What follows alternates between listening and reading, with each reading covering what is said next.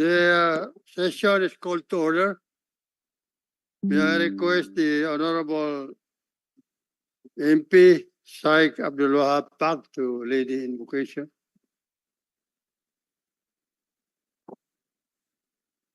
To be followed by the singing of the national anthem and the Bangsamoro hymn.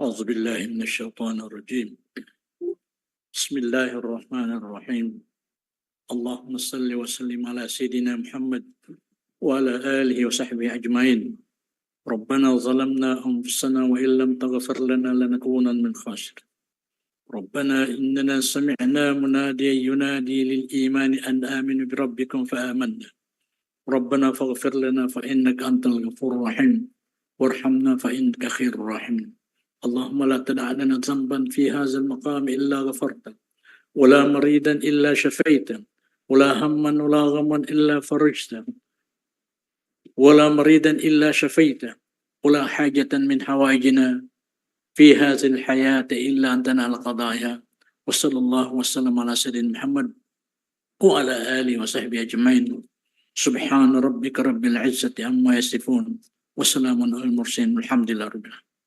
Alhamdulillah. National anthem. Mga kababayan, sang awit ng Pilipinas. Kayang magiliw, telas ng sinakalan, alam ng puso, sa titik mo'y buhay.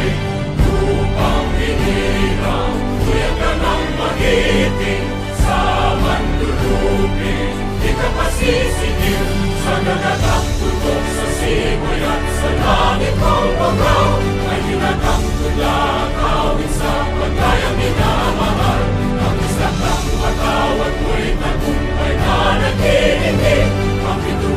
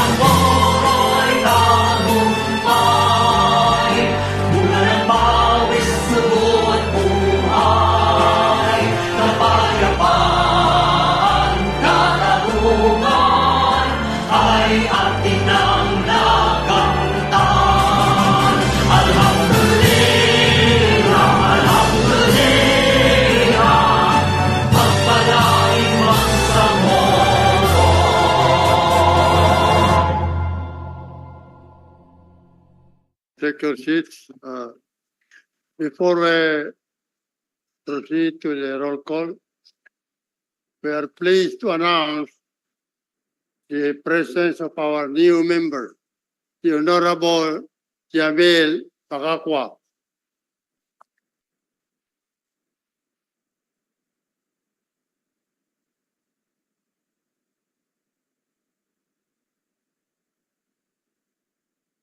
The chair would like to make a statement before we proceed to the roll call.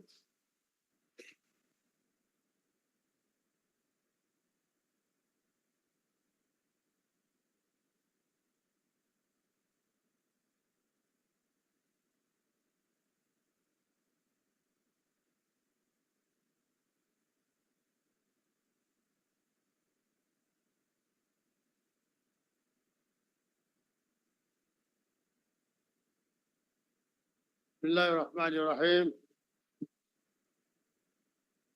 The officers and members of the Parliament, our guests, ladies and gentlemen. Assalamu alaikum wa rahmatullahi wa barakatuh.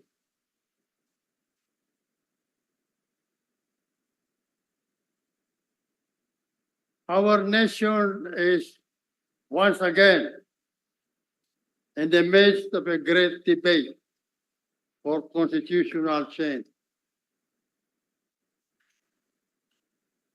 Undoubtedly, the proposed constitutional reform has greatly polarized our people as the way its pros and cons, not only on the economic aspect, which intends to lift restrictive provisions on foreign investment, but more importantly, on the political aspect, which proposes a shift to a unicameral system, doing away with term limits for elected officials. As expected, social media has a profound effect on the national debate because the issues have been magnified and simplified in such a way that an ordinary person would have a complete grasp of even its most contentious aspects.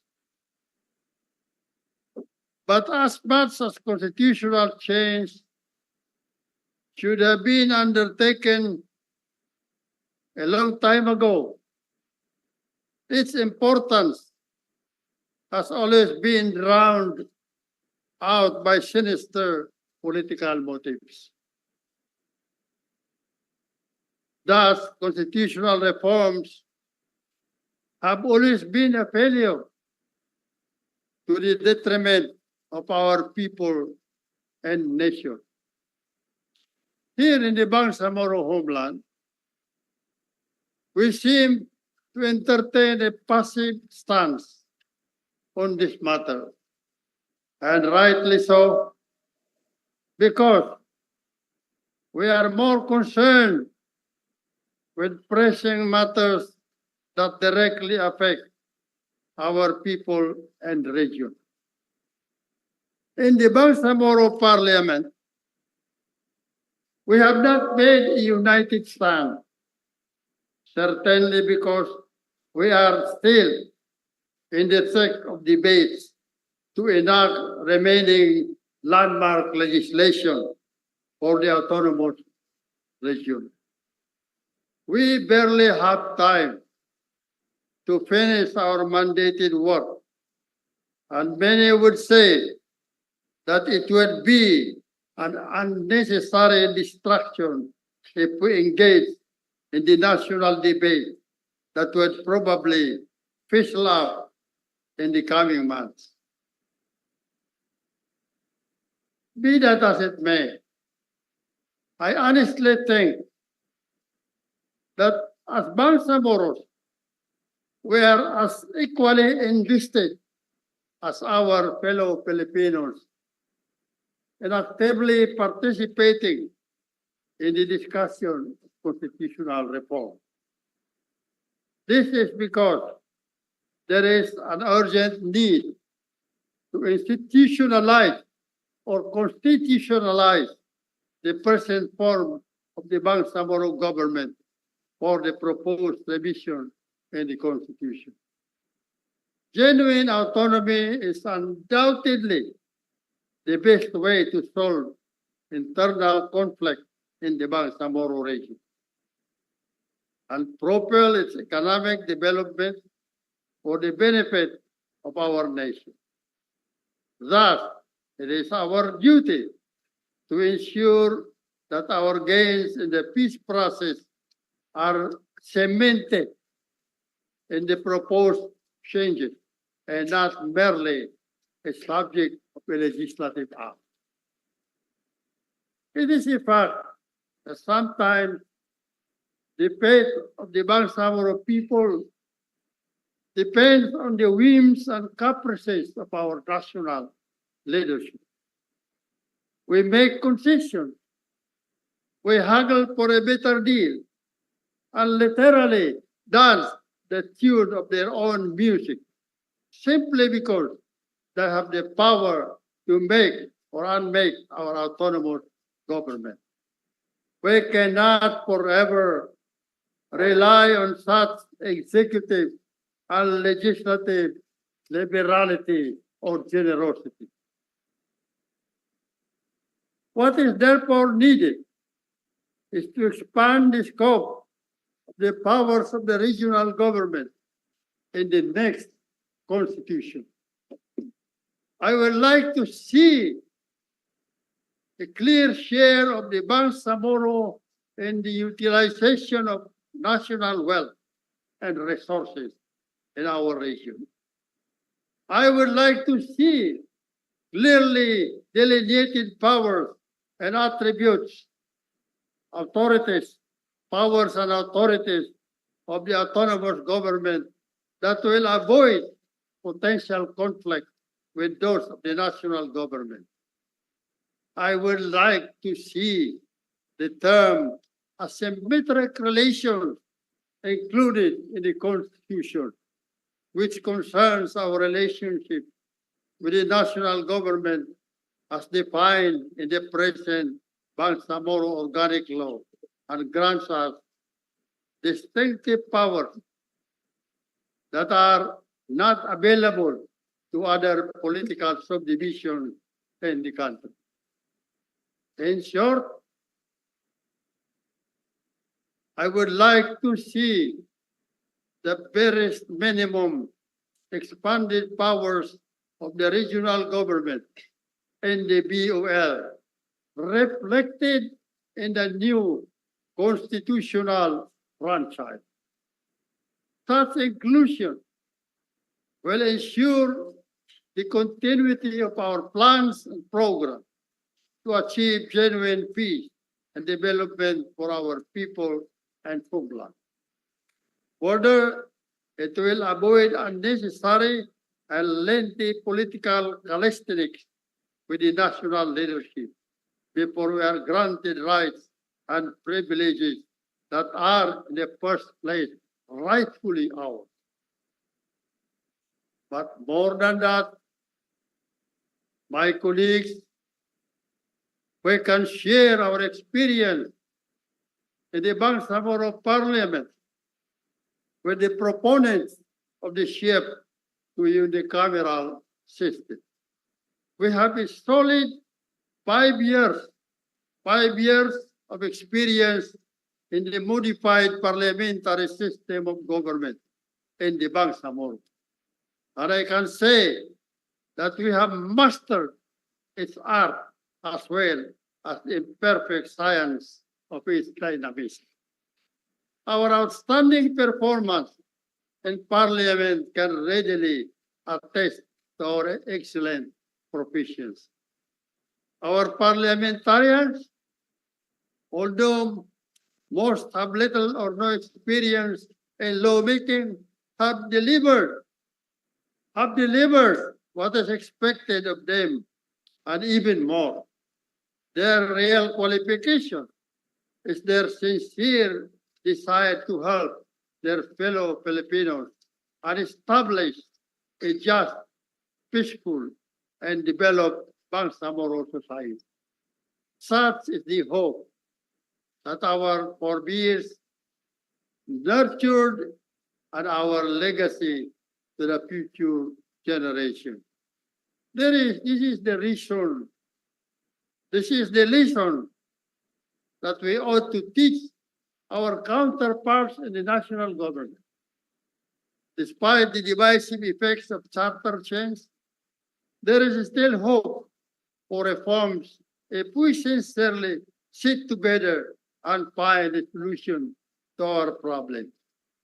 The Bangsamoro narrative is a story forged over half a century of blood and suffering. Our nation cannot afford another conflict of a much greater magnitude because our national leaders failed to put the interests of the Filipino people above all else. Our nation is on its way to greatness, and a constitutional reform will definitely help us lay better foundations that will lead us to where we want to be in the future. However, like a double-edged sword, our national leaders should handle it with caution. Otherwise, it can destroy our gains and the future of our children. We pray to Allah subhanahu wa ta'ala that they will be guided in all their endeavors, inshallah. Wabillahi tawfiq wal hidayah. Wassalamu alaikum wa rahmatullahi wa barakatuh.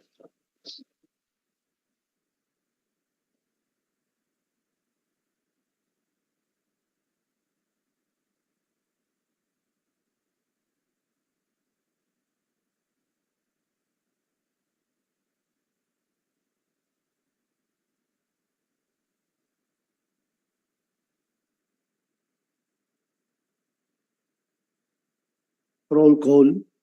Honorable members of the BTA Parliament, Abbas Ahmad, Abbas Harun, Abbas Basid, Abu Mujib, Alamia Laisa, Alaudin Mosber, Ali Ibrahim, Ali Lanang Jr., Ali Eddie, Ambuluto Suharto, Aminuddin Abdulaziz, Ampatuan Baintan, Anayatin Susana, Antaw Muhammad Kelly, Arnado Marian, Asnawi Idan, Babaw Ali Muntaha, Palindong Pangalian, Basman Anna Tarhata, Pandaw Bay Maleha, Diranggalan Hashimi, Dumama Alba Shailaiha, Ibrahim Ahud, Ismail Soharto, Estino Matarul,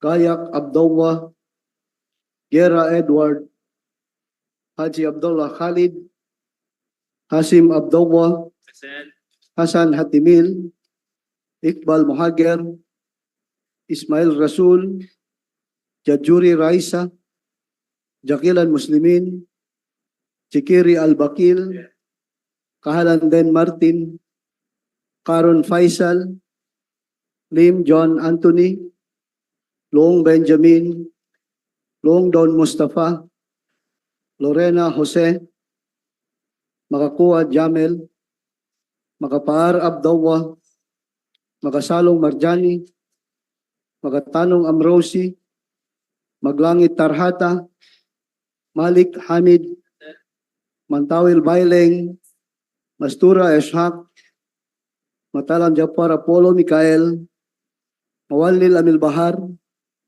Mendoza Froilin, Mitimbang Michael, Mitimbang Tawakal, Miswari Abdul Karim, Miswari Nur Reda, Mitmog Rasol Jr., Munoz Hussein, Oranon Suwaib, Pakasam Obaida, Pak Abdul Wahab, Pangadaman Nabila Margarita, Barcasio Randolph, Piang Ramon Sr., Ramos Jamila, Salindab Said, Salik Ali, Sangki Ali, Sema Omar Yasser, Sema Romeo, Sheikh Said, Silongan Aida, Sinolinding Kadil Jr., Sulaiman Ali, Tago Paisalin, Tan Nabil, Usman Ajfar, Utto Basir, Uy Oyod Siti Fahani, Yaqub Muhammad.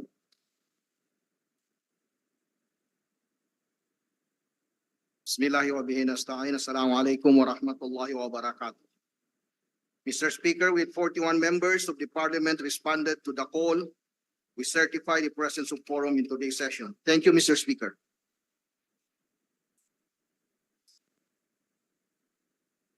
The certification of the Secretary General that there is a quorum, the chair declares the presence of a quorum. Session is suspended for 1 minute. May I request the Honorable young Deputy Speaker, Deputy Speaker Sema, to take over the Senate meeting.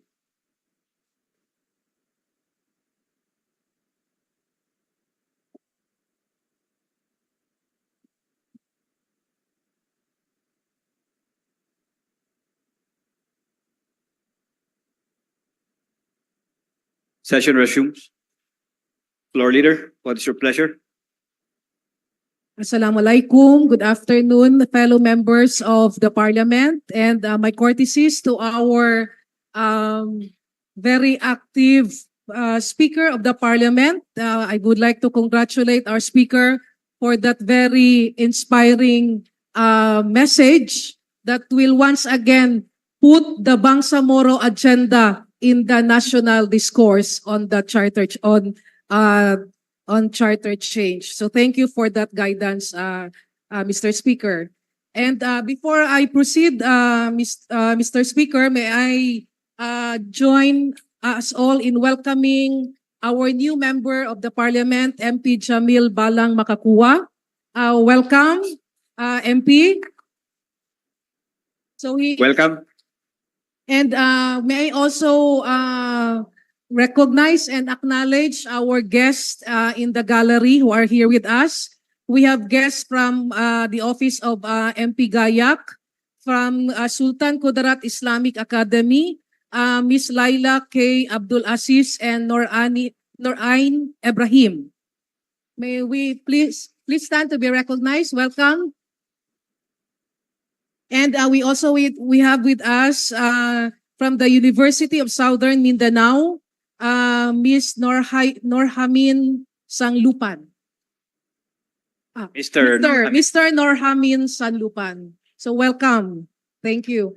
Now, Mr. Speaker, moving on, we are now on item 6 in the order of business on reading and approval of journal of the previous session. I move to dispense with the reading of journal number 34 of January 15, 2024.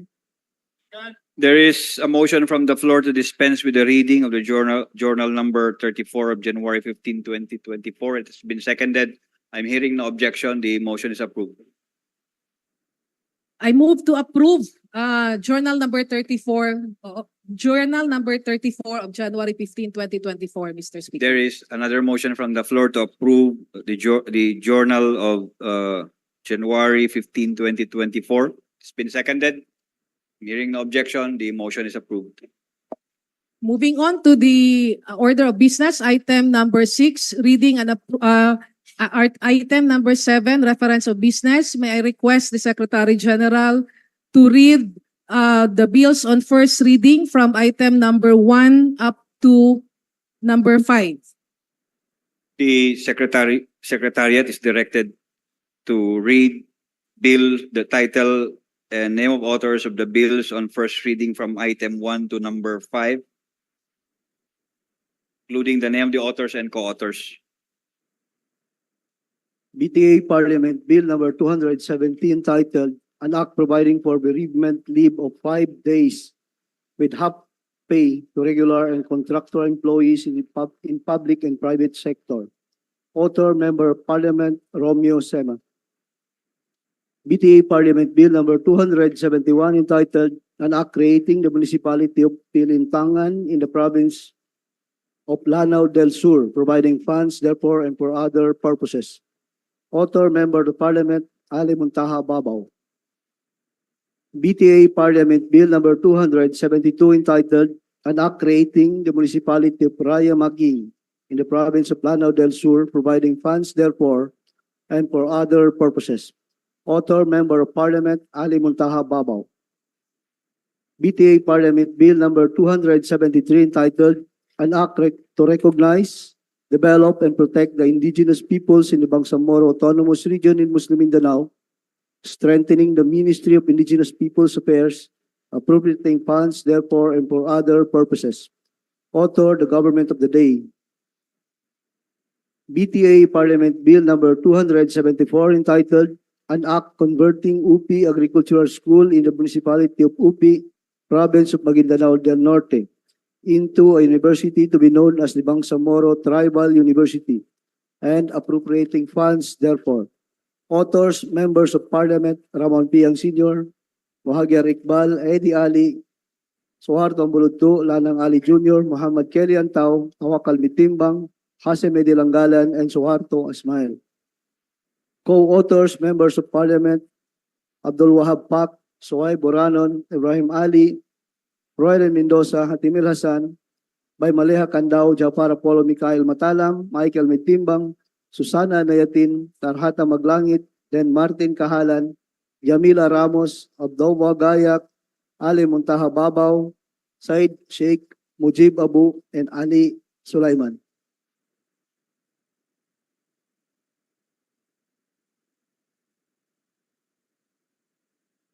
Floor Leader. Mr. Speaker, we will now move to item number B, resolutions, messages, memorials, and communications. May I request the Secretariat to read the title, authors, and co-authors of proposed resolution number 521. The Secretariat is directed to read the title of first proposed resolution. Mr. Speaker, may I also request that this be read together with proposed resolution 509 as they tackle the same subject matter. There is a motion from the floor. Secretariat, rather, you are directed to read the title of proposed resolution number 521 and 509, including the name of the authors and co-authors. 1 minute suspension.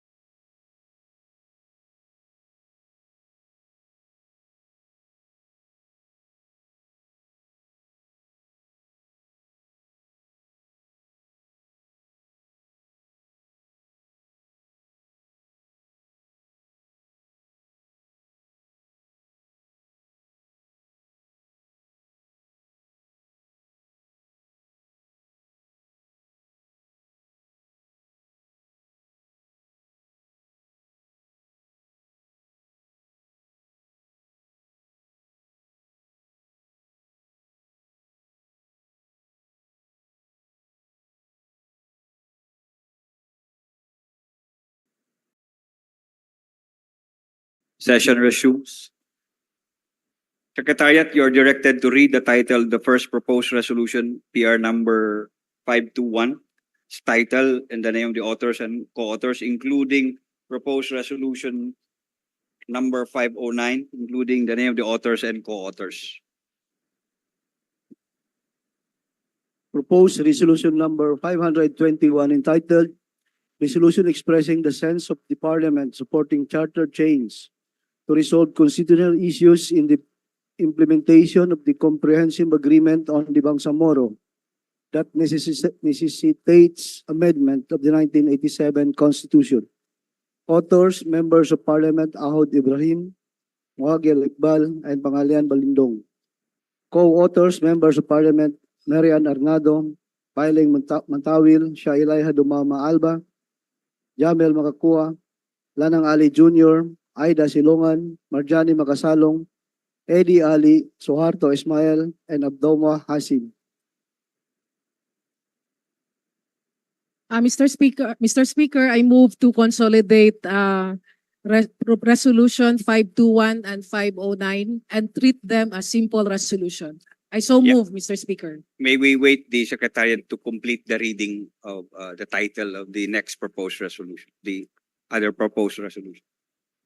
Proposed resolution number 509 entitled Resolution Calling the Philippine National Government to entrench the Bangsamoro narrative in the 1987 Philippine Constitution.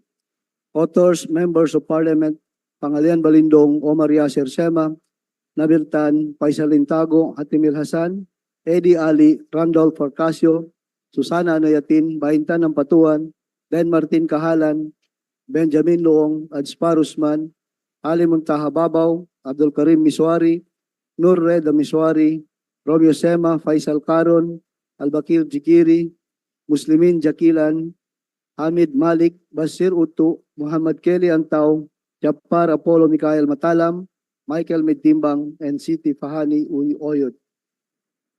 Can you please repeat your motion, Floor Leader? Mr. Speaker, I move to consolidate consideration of resolution number 521 and 509 and I also move to treat them as simple resolution, Mr. Speaker. There is a motion from the floor to consolidate proposed resolution number 521 and 509 and to treat them as a simple resolution. It's been seconded. There being no objection, the motion is approved. Mr. Speaker, may we recognize MP Baileng Mantawil for her opening statement.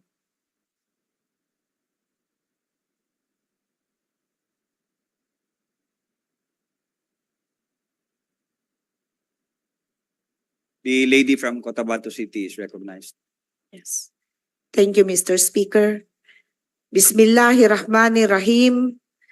My respect and courtesy to His Excellency Honorable Ahod Balawag Ibrahim, the Chief Minister of the Bangsamoro, to the Honorable Speaker of the Parliament, Attorney Pangalian Balindong, Honorable Members of the Bangsamoro Parliament, esteemed guests and staffs, Assalamu alaikum wa rahmatullahi wa barakatuhu.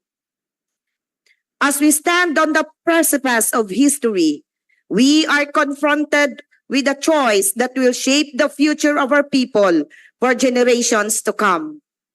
We are not merely debating legal clauses or political maneuvers.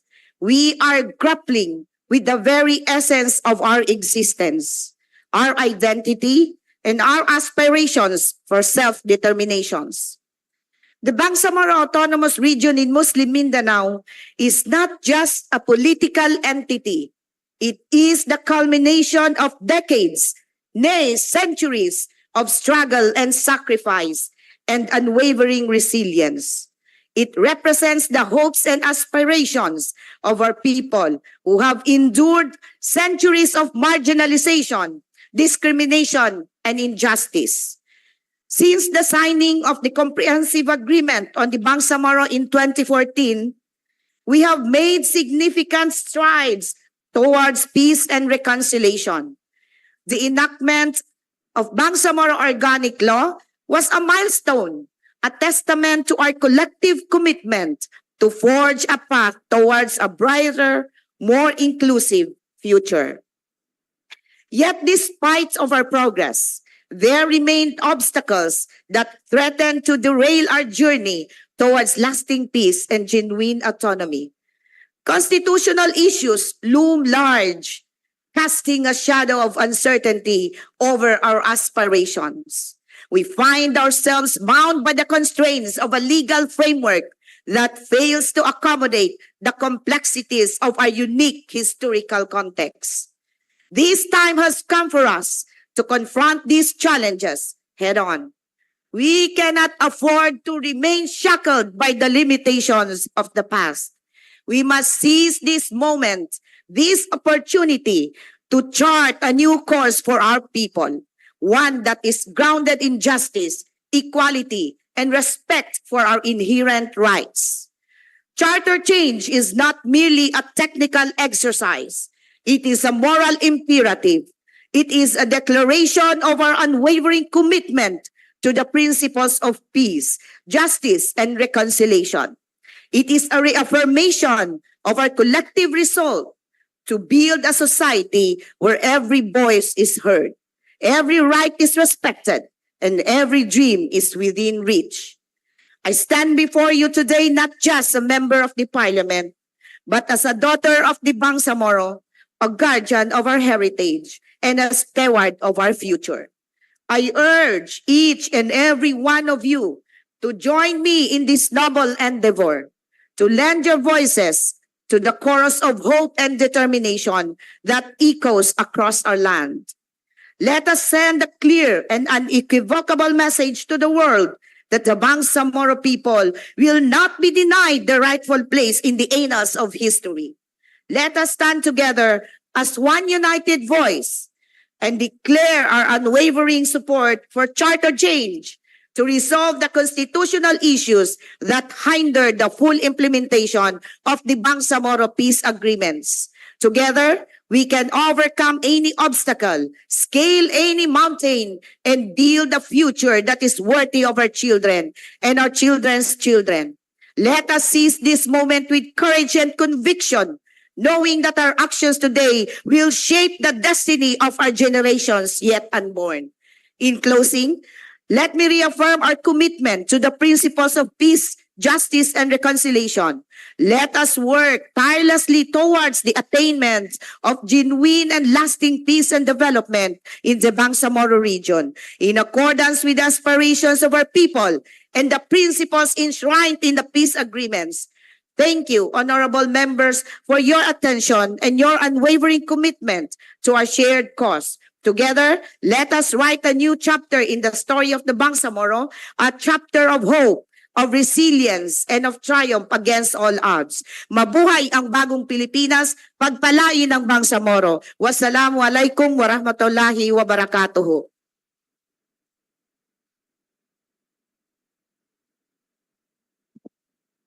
I am one of the authors of the other resolution.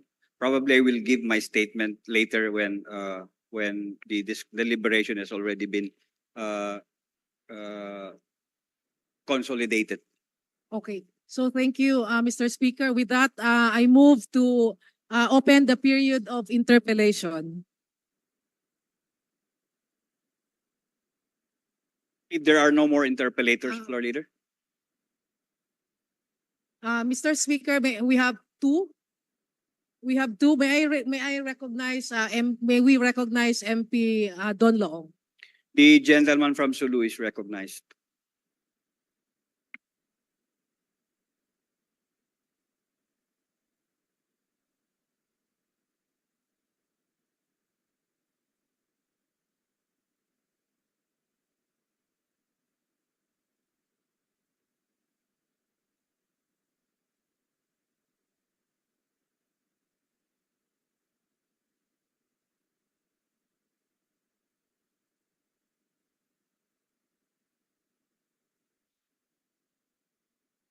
Thank you. Thank you, Mr. Speaker. At the outset, I'd like to express my full support to this resolution asking the inclusion of the Bangsamoro in the process of amending the Constitution. In the wherefore clause, it calls on the civil society and the NGOs to participate in the discussion, and that a copy of this be given to the Office of the President.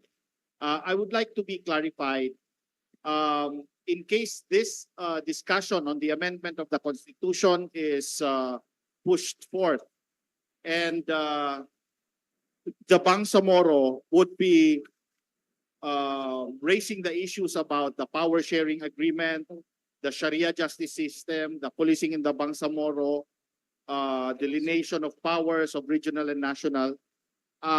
Is there a mechanism where the Bangsamoro government or the parliament can formally engage? Maybe we can include that in the resolution, because the resolution states and calls on all stakeholders. However, I did not see or am yet to understand if there's a formal mechanism where the parliament can formally engage and start this discussion on the pertinent provisions of the Constitution that need to be amended to give way to the peace process. Mr. Speaker, we can furnish copies to the Office of the President, to the Senate President, and to other stakeholders and to other groups like the Philippine Congress and Bangsamoro Parliament, and also to the Speaker of the House. Yes, Mr. Speaker. My curiosity, Mr. Speaker, is that do we have an existing mechanism where we can come up with the specific proposals for amendment of the Constitution that is supportive of the peace process, so that the Parliament itself can already actually start the discussion? Is there an existing mechanism within our Parliament or within the ARM regional government for this? Mr. Speaker, as far as the Constitution is concerned, there is none, because we are already confined in the Constitution. So, in which case, this resolution is more of to express to the President that there are at least 6 key issues in the peace process that can also be lobbied or introduced in case there is an amendment, there's a move to amend the Constitution. Mr. Speaker, it's not only to the President, but to the Congress and to all the national leaders in the country. Well, in that case, Mr. Speaker, again, I express my support to this resolution, because, again, we believe that the Bangsamoro did not lose in terms of warfare and battles, but we actually lost a lot of rights through laws, legislations, and even the introduction of the Constitution. And inshallah, this call will help free some of our institutional frameworks that has bounded the Bangsamoro for the last decades. Thank you, Mr. Speaker, and that is all my comments. Thank you, MP Don Loong. Mr. Speaker, may we recognize MP Dr. Sinulinding? The gentleman from the Special Geographic Area is recognized.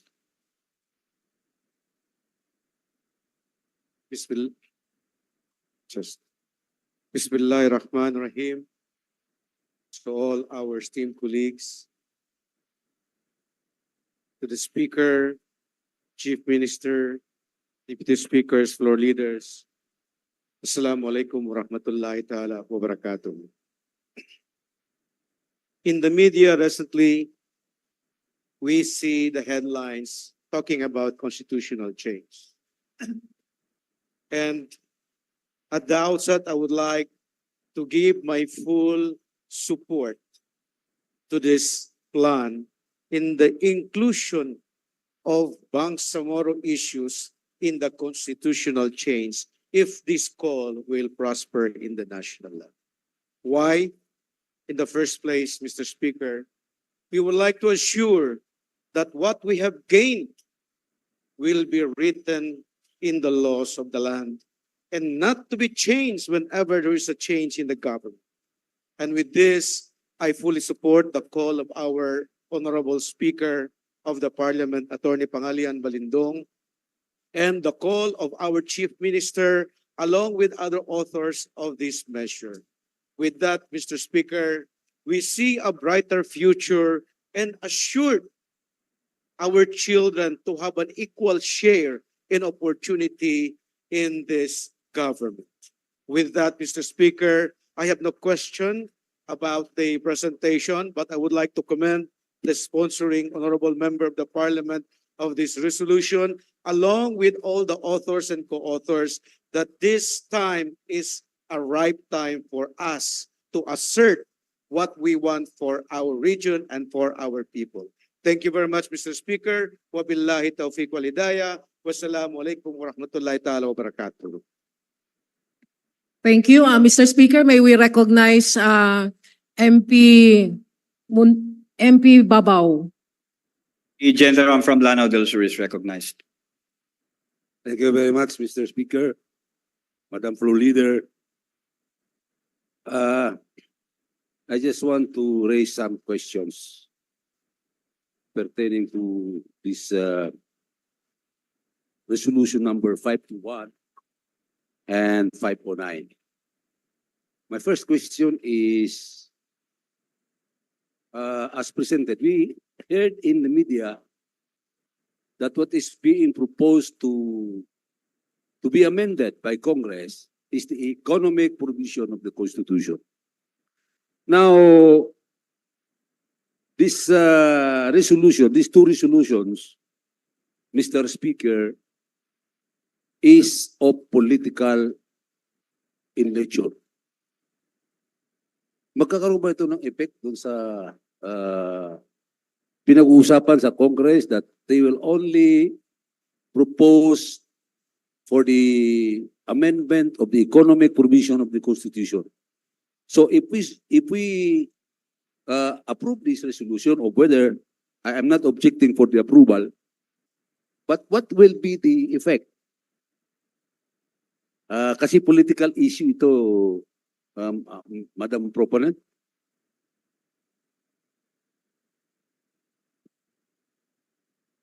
Mr. Speaker, first and foremost, I would like to tell the Honorable, the gentleman from the Lanao del Norte, Lanao del Sur, that the Bangsamoro Autonomous Region in Muslim Mindanao was born out of the assertion for the right determination of the Bangsamoro people. This call for the entrenchment of the specific provision, be it political or whatever, is our inherent rights for us as Bangsamoro to pursue what we see as best for the Bangsamoro people.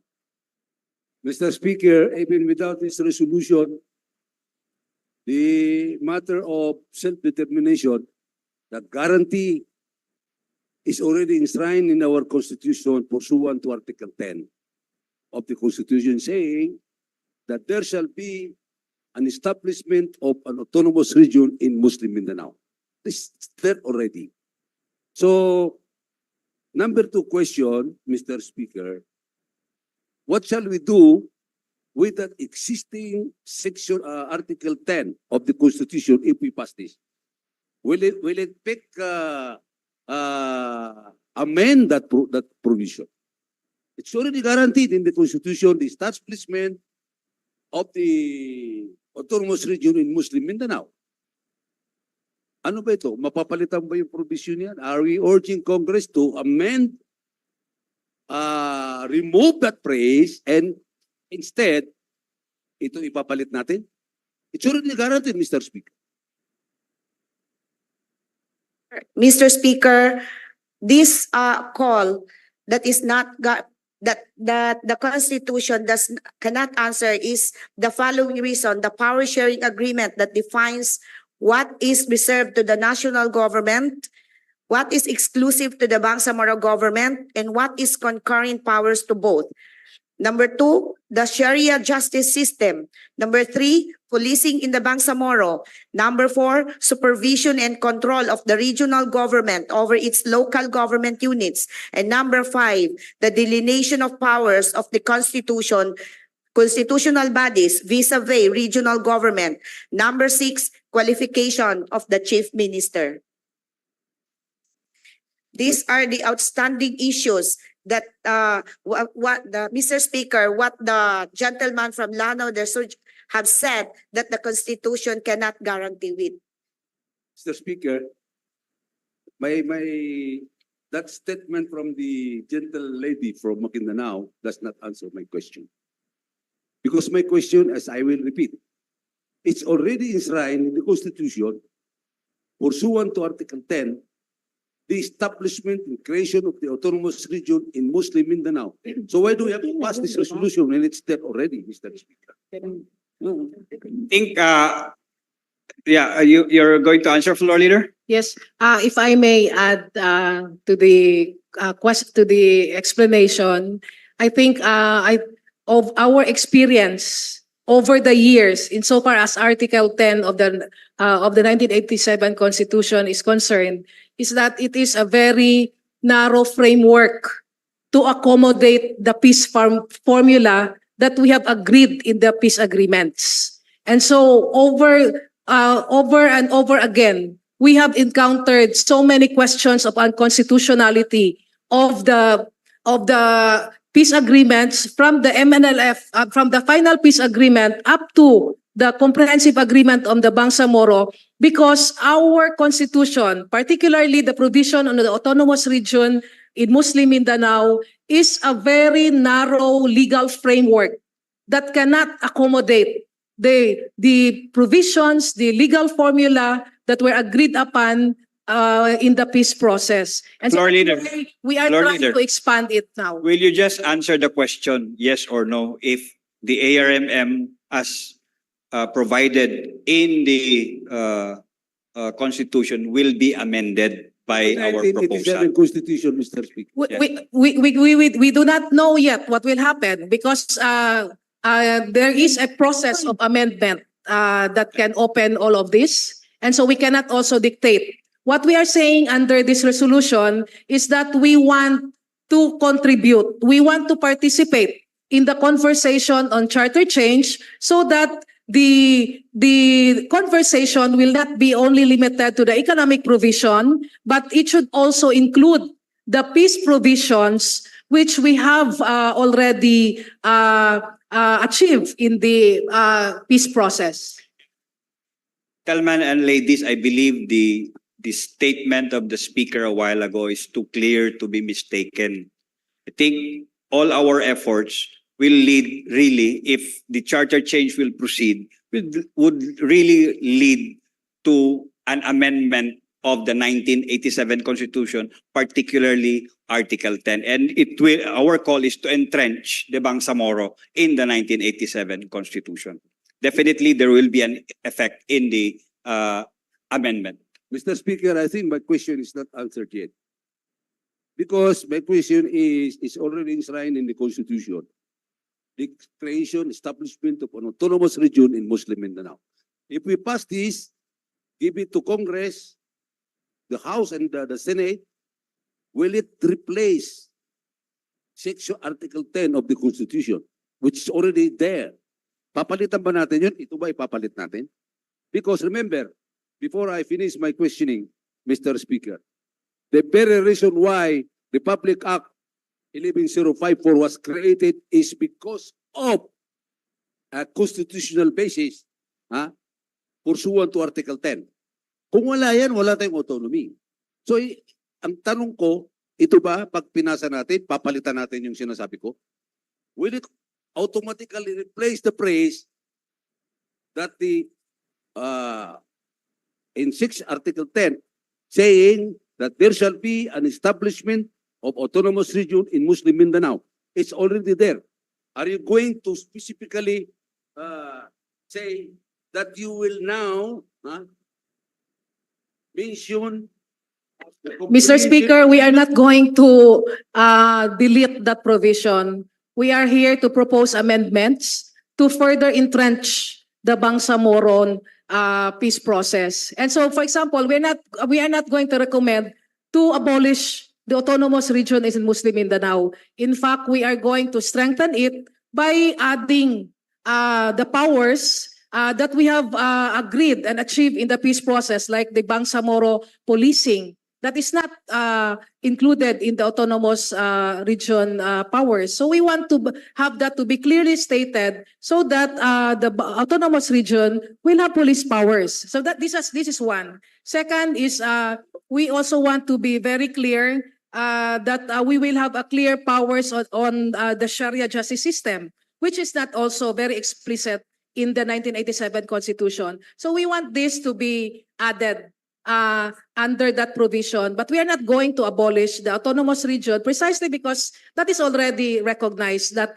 in the Philippines, there are two autonomous regions, one in Muslim Mindanao and one in the Cordilleras. Mr. Speaker, there is no statement from this representation that will tell anyone here that I wanted to abolish the autonomous region in Muslim Mindanao. My question is not yet answered. If this will be passed, will this replace the praise it is? Of course, it will still have to depend on the national government if they will Mr. proceed Speaker, with charter change. can we have 1 minute suspension? 1 minute Thank you very suspension. much, Mr. Speaker.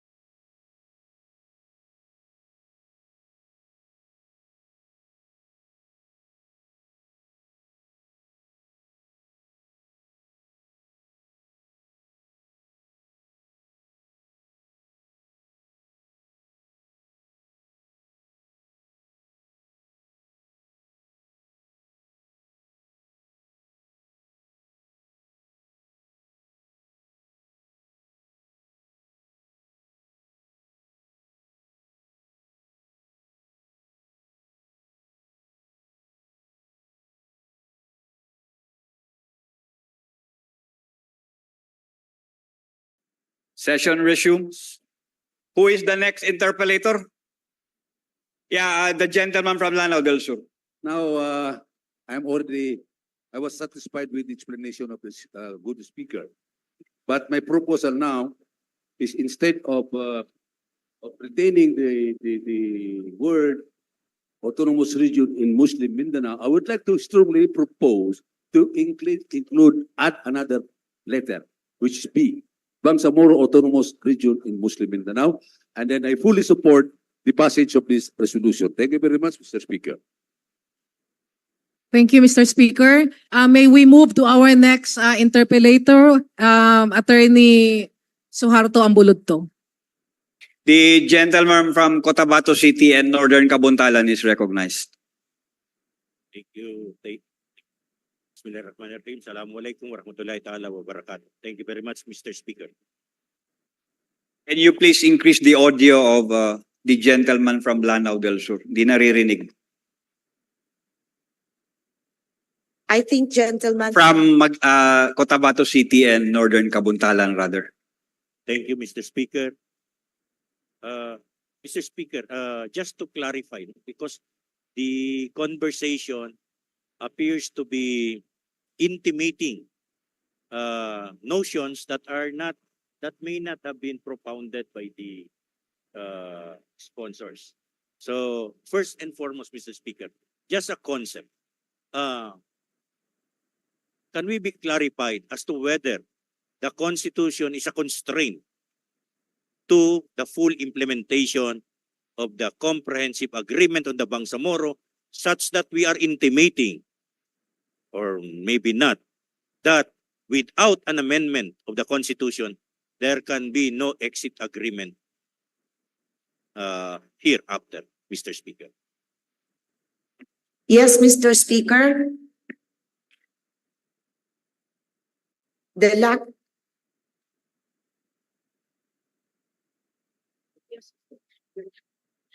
Let me just to clarify, no? Yeah. Is the resolution intimating that without an amendment of the 1987 Constitution, there can be no exit agreement, such that it is a condition sine qua non for the parties, particularly the Bangsamoro people, to sign the exit agreement only if and when the Constitution has been amended. This, what is mentioned, the provision that is lacking, that is mentioned in this resolution is really a constraint. Yeah, but exit agreement is a different story, Mr. Speaker. So what we are saying here is that the amendment of the Constitution is not essential to the complete and full implementation of the comprehensive agreement on the Bangsamoro. I think, may I stop the proponent from answering, because we will need to know first from the mind of those who are involved in the negotiation. You cannot answer that with certainty. And then, if I may withdraw that question, Mr. Speaker, I would only, another question, rephrase it as, was there a conversation, a specific meeting between the panels of the Bangsamoro people and the government of the Republic of the Philippines where this was raised specifically? May I know from the proponent, are you privy to the one that is being insinuated by the interpellator? I'm not at the position to answer that, but let's leave it to the peace panels, Mr. Speaker. So, okay. So we are not privy to any conversation. We are not saying that there has never been that conversation, but what we are simply saying is that we are not privy to that conversation, this Parliament. Second, Mr. Speaker, may we, because there are particular provisions, no, specific provisions, the resolutions refer to specific provisions without naming them. May we, individually lang po, para lang klaro po, may we be advised as to what provisions would they want to be corrected or amended in the Constitution? Or, if it's not specific, what is currently written? Or, what would they want to be added into the Constitution, Mr. Speaker? Mr. Speaker, we don't have the specific yet, but these proposed provisions that is written in this resolution comes from the Bangsamoro transition commission that was not included in the Bangsamoro Organic Law. Yun nga, Mr. Speaker, no? So we would want the 5 items to find its place in maybe section 15 or section 21 of example only of Article 10. But Mr. Speaker, will the non-inclusion of the 1, 2, 3, 4, 5 be fatal to the implementation of the agreement? Will 11054 not be sufficient as an enabling law to provide for 1, 2, 3, 4, 5, Mr. Speaker? For instance, Mr. Speaker, qualification of the Chief Minister. Would it be fatal to the comprehensive agreement on the Bangsamoro if we do not include it? But perhaps I may join the proponent that it will be better. But it is not essential nor fatal to the implementation. Second, Mr. Speaker, on the same line also, on the matter of the delineation of powers, we are saying that we would prepare that the separation of the delineation of powers or Section 21 be modified so as to reflect the sharing of powers, which is 1 and 4.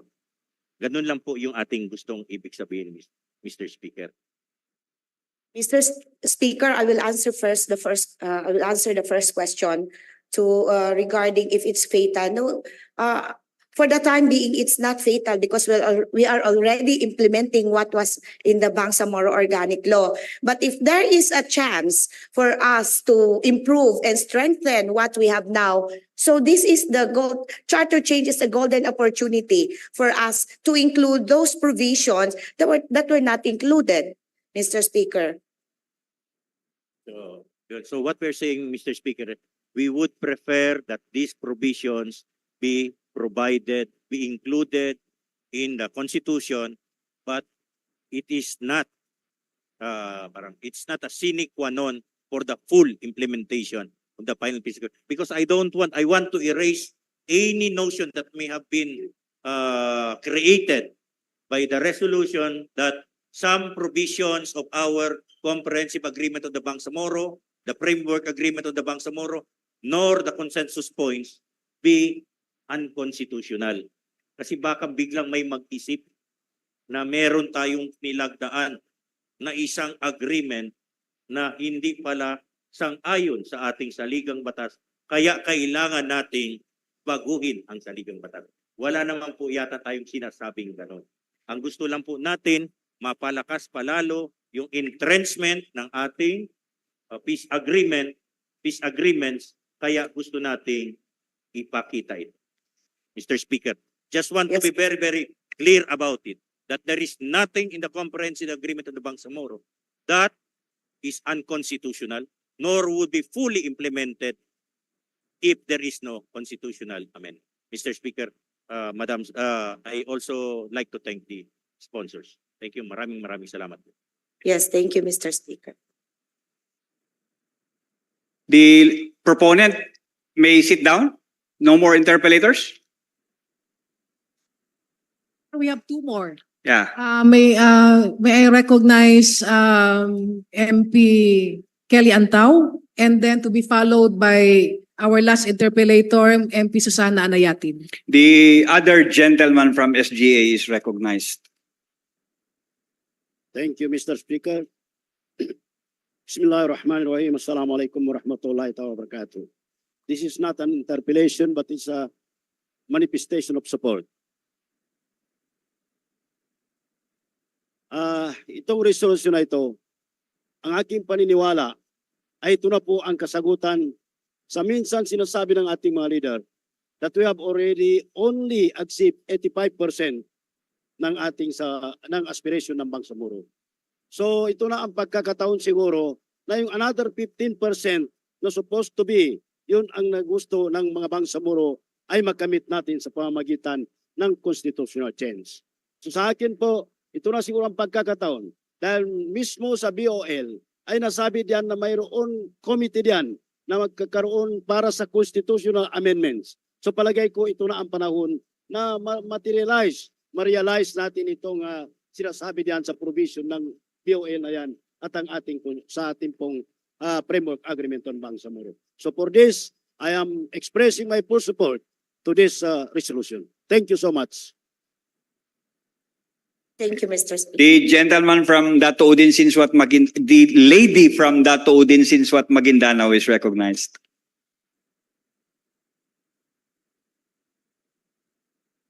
Thank you, Mr. Speaker.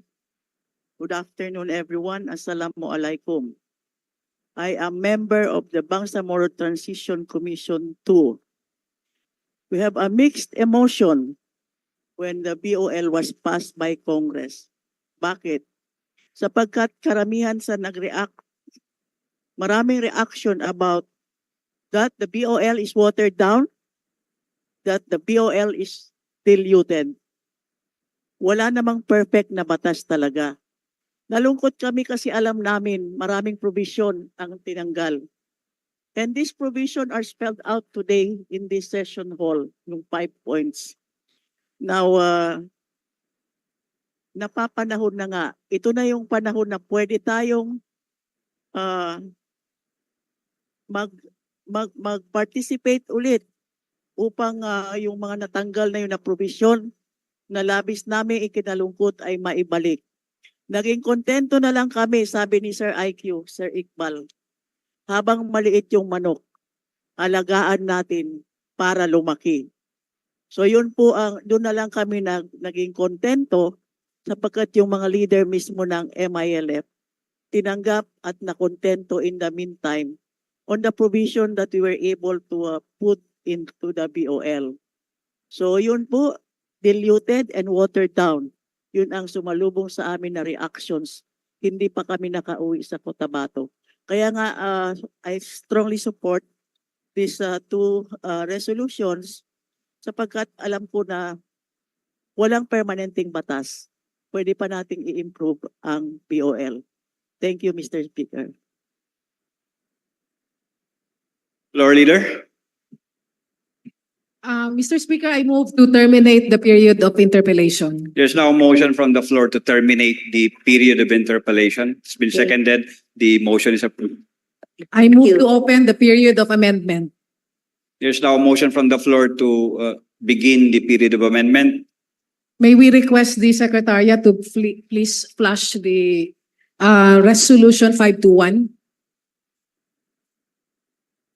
Yes, Mr. Speaker, may we recognize MP Ambulodto?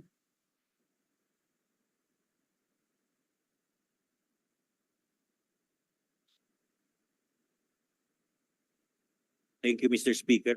Mr. Speaker, dito lang po on the third and the last whereas paragraph, Mr. Speaker, it starts. What PR number? Yes. 521. Mr. Speaker, first and foremost, I think we need to consolidate that too. Yes. So we may need be interpolating or amending a consolidated form. Pero just to say, maybe you can hold on that later. Mr. Speaker, we move to adopt Resolution 521 as the basis for our amendment, as the working draft for our amendment. And then we will input other provisions in 509 that we will also include. And then the Secretariat will just harmonize it. It's been seconded. The motion is approved. Thank you very much. Then, Mr. Speaker, may we inquire from the sponsors if they will consider deleting the sentence, the enumeration. This includes, among others. What I mean is that the paragraph, the whereas clause is very strong enough. When we enumerate, we may dilute and limit the provisions. And I also am worried about the notion that may be intimated if we enumerate this into the resolution and maybe give some mislead people into thinking that our 11054 and the CAB is unconstitutional because of the enumeration. So what I'm simply saying is that it will simply read as the current move for charges, opportunity for the Bangsamoro people to again put forward issues in the peace agreement that did constitutional amendment. Actually, maybe this can be still better improved. Pero to make an issue out of 1 to 5 may also intimate constitutional weakness on our position. So this is a suggestion to the sponsors, and if the sponsors would be There is wisdom to the proposal of the proponent. Mr. Speaker, we do not agree.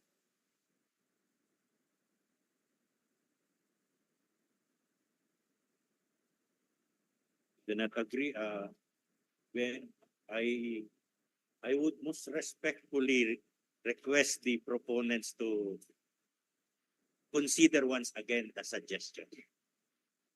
1 minute suspension.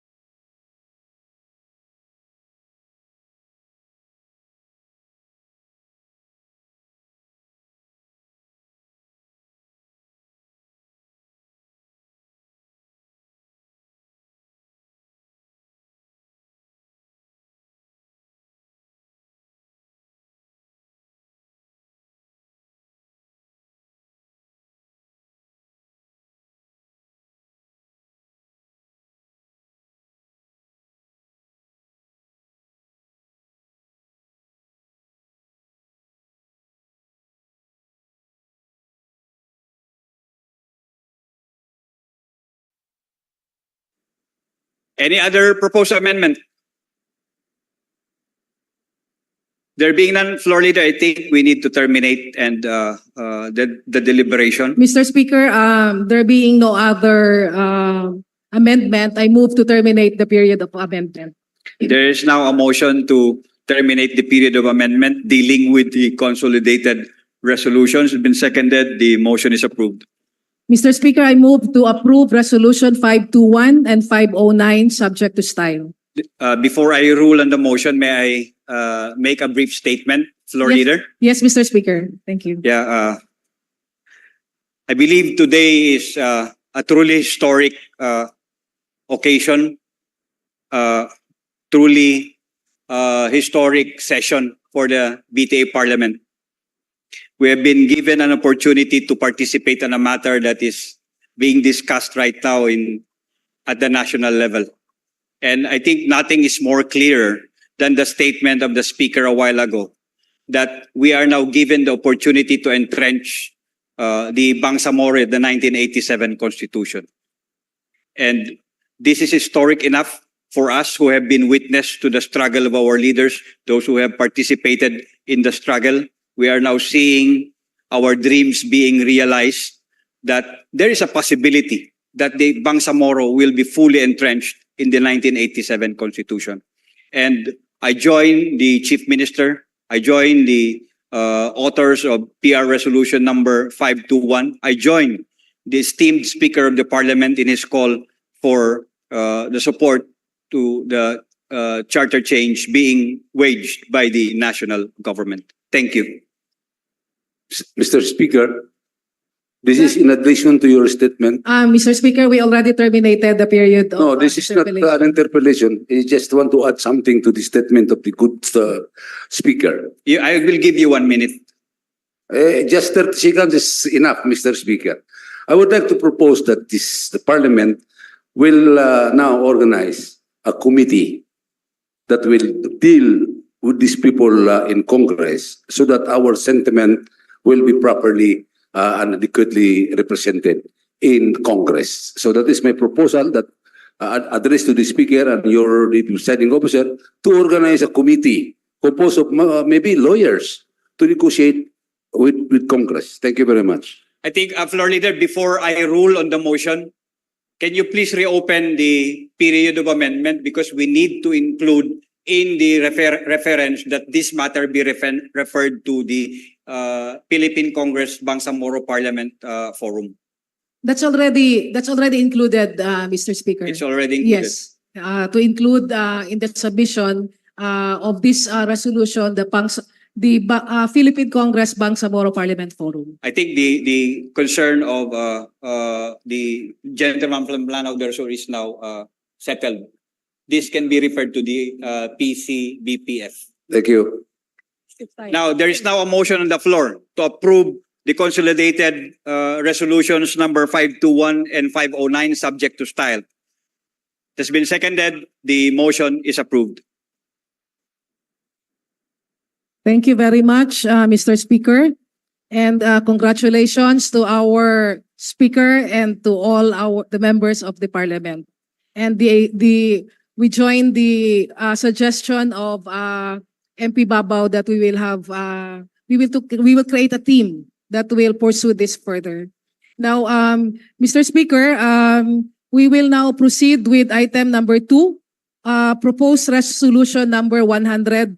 May I request the Secretariat to read the title, author, and co-authors of proposed resolution number 100. The Secretariat is directed to read the title of proposed resolution number 100, including the name of the authors and co-authors. Proposed resolution number 100 entitled Resolution Establishing and Constituting the Bangsamoro Development Budget Coordinating Committee in the Bangsamoro Autonomous Region. Author, Member of Parliament, Baintan Ampatuan. Co-authors, Members of Parliament, Amir Bahar Mawali, Rasul Mitbug Jr., Laisa Alamia, Suharto Ambulutto, Don Mustafa Loong, Rasul Ismail, Khalid Haji Abdowa, Japar Apollo Mikhail Matalam, and Basir Uto. Mr. Speaker, considering that the main author is not around, I move that we defer consideration of resolution number 100. There's a motion from the floor to defer consideration of PR number 100. It's been seconded. The motion is approved. May we proceed with item number 3, proposed resolution number 222. May I request again the Secretariat to read the title, author, and co-authors of this measure. The Secretariat is directed to read the title of proposed resolution number 222, including the name of the authors and co-authors. Proposed resolution number 222 entitled Resolution Directing the Office of the Secretary General of the Bangsamoro Transition Authority to devise a mechanism that will track the compliance of concerned ministries, offices, and local government units on the BTA-approved legislative measures and to report to the Parliament such compliance. Author, Member of Parliament, Bahintan ng Patuan. Co-authors, Members of Parliament, Amir Bahar Mawalil, Laisa Lamia, Suharto Ambuludto, Don Mustafa Loong, Rasul Mitmug Jr., and Rasul Ismail. Mr. Speaker, again, I move to defer consideration of resolution number 222, considering the absence of the main author. There's now a motion from the floor to defer consideration of PR number 222. It's been seconded. The motion is approved. Mr. Speaker, may we proceed with the reading of resolution 241 to include its title, author, and co-authors. The Secretary is directed to read the title of proposed resolution number 241, including the name of the authors and co-authors. Proposed resolution number 241 entitled The Resolution Directing the Committee on Environment, Natural Resources and Energy to implore the creation and establishment of a Bangsamoro Electrification Administration as a chartered, government-owned and controlled corporation exclusively operating within the Bangsamoro Autonomous Region. Author, Member of the Parliament, Japar Apollo Mikhail Matalam. Co-authors, Members of Parliament, Kadir Sinulinding Jr., Rasul Ismail, Basir Utu, Rasul Mitmug Jr., Roylen Mendoza, and Abdulaziz Aminoden. Floor Leader. Mr. Speaker, I move to refer resolution 241 to the Committee on Environment, Natural Resources, and Energy. There is now a motion from the floor leader to refer proposed resolution number 241 to the Committee on Environment, Natural Resources, and Energy. I'm seeing the hand of the gentleman from Cotabato City and Northern Kabuntalan.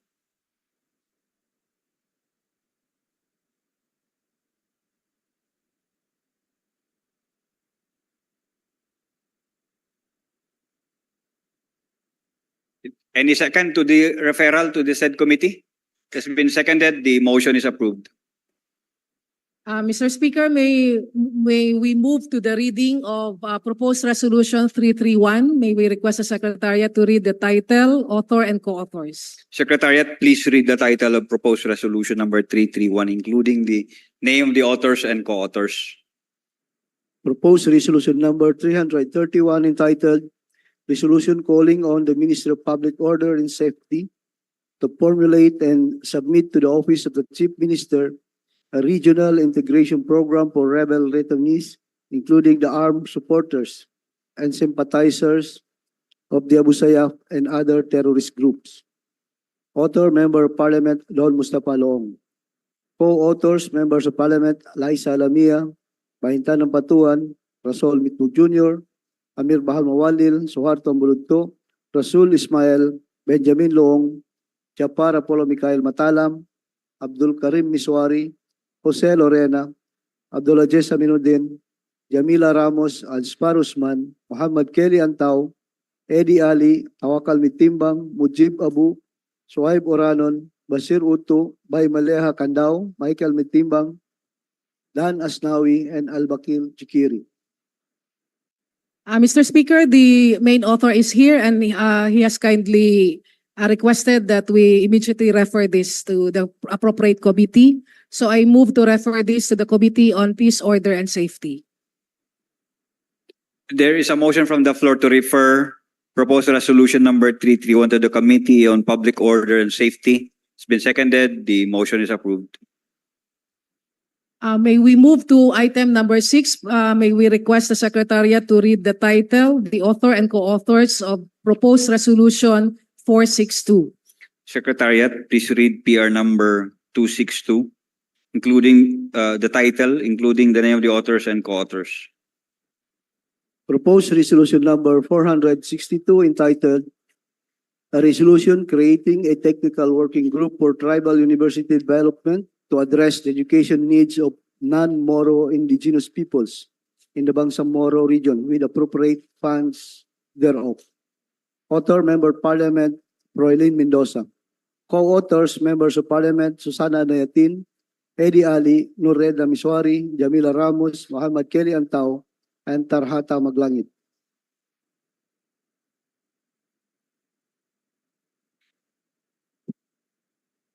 Floor leader. Mr. Speaker, I move that we refer this resolution to the Committee on Indigenous Peoples Affairs. What committee? The Committee on Indigenous Peoples Affairs and MPHTE. There is a motion on the floor to refer proposed resolution number 462 to the Committee on Indigenous Peoples Affairs. Been seconded. And MBHTE rather, and MBHTE.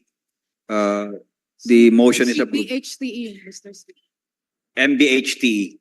So the Committee on Basic Higher and Committee, CBHTE rather. And the motion is seconded. The motion is approved.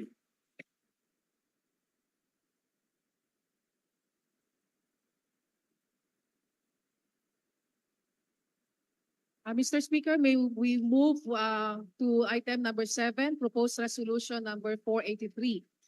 May we request the Secretariat, Secretary. please read the title of proposed of item number 7, including the name of the authors and co-authors. Proposed resolution number 483 entitled A Resolution Requesting the Government Service Insurance System to establish branch offices in different areas in the BARM. Authors, Member of Parliament, Susana Anayatin, and Jamila Ramos. Mr. Speaker, I move to refer this to the Committee on Rules. There is a motion to refer proposed resolution number 483 to the Committee on Rules. Been seconded. The motion is approved. Moving on to proposed resolution 488, may we request the Secretariat to read the title, author, and co-authors thereof. The Secretariat is directed to read the title of proposed resolution number 488, including the name of the authors and co-authors. Proposed resolution number 488 entitled A Resolution Directing the Appropriate Committee to Investigate in aid of legislation on the alleged encroachment of private lands committed by Matling Industrial and Commercial Corporation. Authors, Members of Parliament, Paisalin Tago, Marjani Magasalong, Ali Sulaiman, Nabil Tan, Omar Yasser Sema, Jose Lorena, and Ali Muntaha Babaw. Co-authors, Members of Parliament, Amrosi Makatanong, Abdulaziz Aminuddin, Ramon Piang Sr., Susana Nayatin, Basit Abbas, Japar Apollo Mikhail Matalam, Michael Mitimbang, and Rasol Mitmug Jr.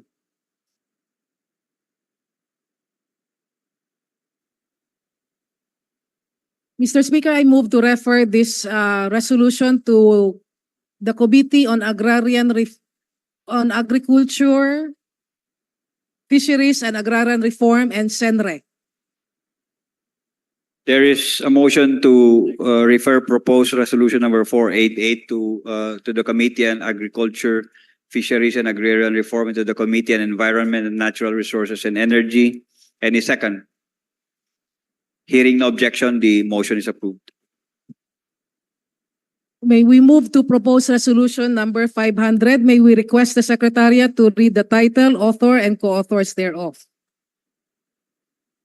Secretariat is directed to read the title of PR number 500, including the name of the authors and co-authors. Proposed resolution number 500 entitled Resolution Requesting the Commission on Elections, Bangsamoro Autonomous Region in Muslim Mindanao Regional Office and Philippine National Police Regional Office to provide the Parliament data, information, and recommendation on the incidents, violence, and election offenses committed in relation to the 2023 Barangay and Sangguniang Kabataan election in the region. Authors, Members of Parliament, Hussein Munoz, Muhammad Kelly Antao, Mary Ann Arnado, Marjani Makasalong, Abdulaziz Aminuddin, Said Sheikh, Suwaib Oranon, Tawakal Mitimbang, Amrosi Makatanong, Mujib Abu, and Ali Salik. May we request the main author if they have any opening statement? Hearing none, Mr. Speaker, I move that we refer this resolution to the Committee on Rules. There is a motion from the floor to refer proposed resolution number 500 to the Committee on Rules. It's been seconded. The motion is approved. We are now on item number 10 of proposed resolution 501. May we request the Secretariat to read the title, author, and the co-authors thereof. The Secretariat is directed to read the title of PR number 501, including the name of the authors and co-authors.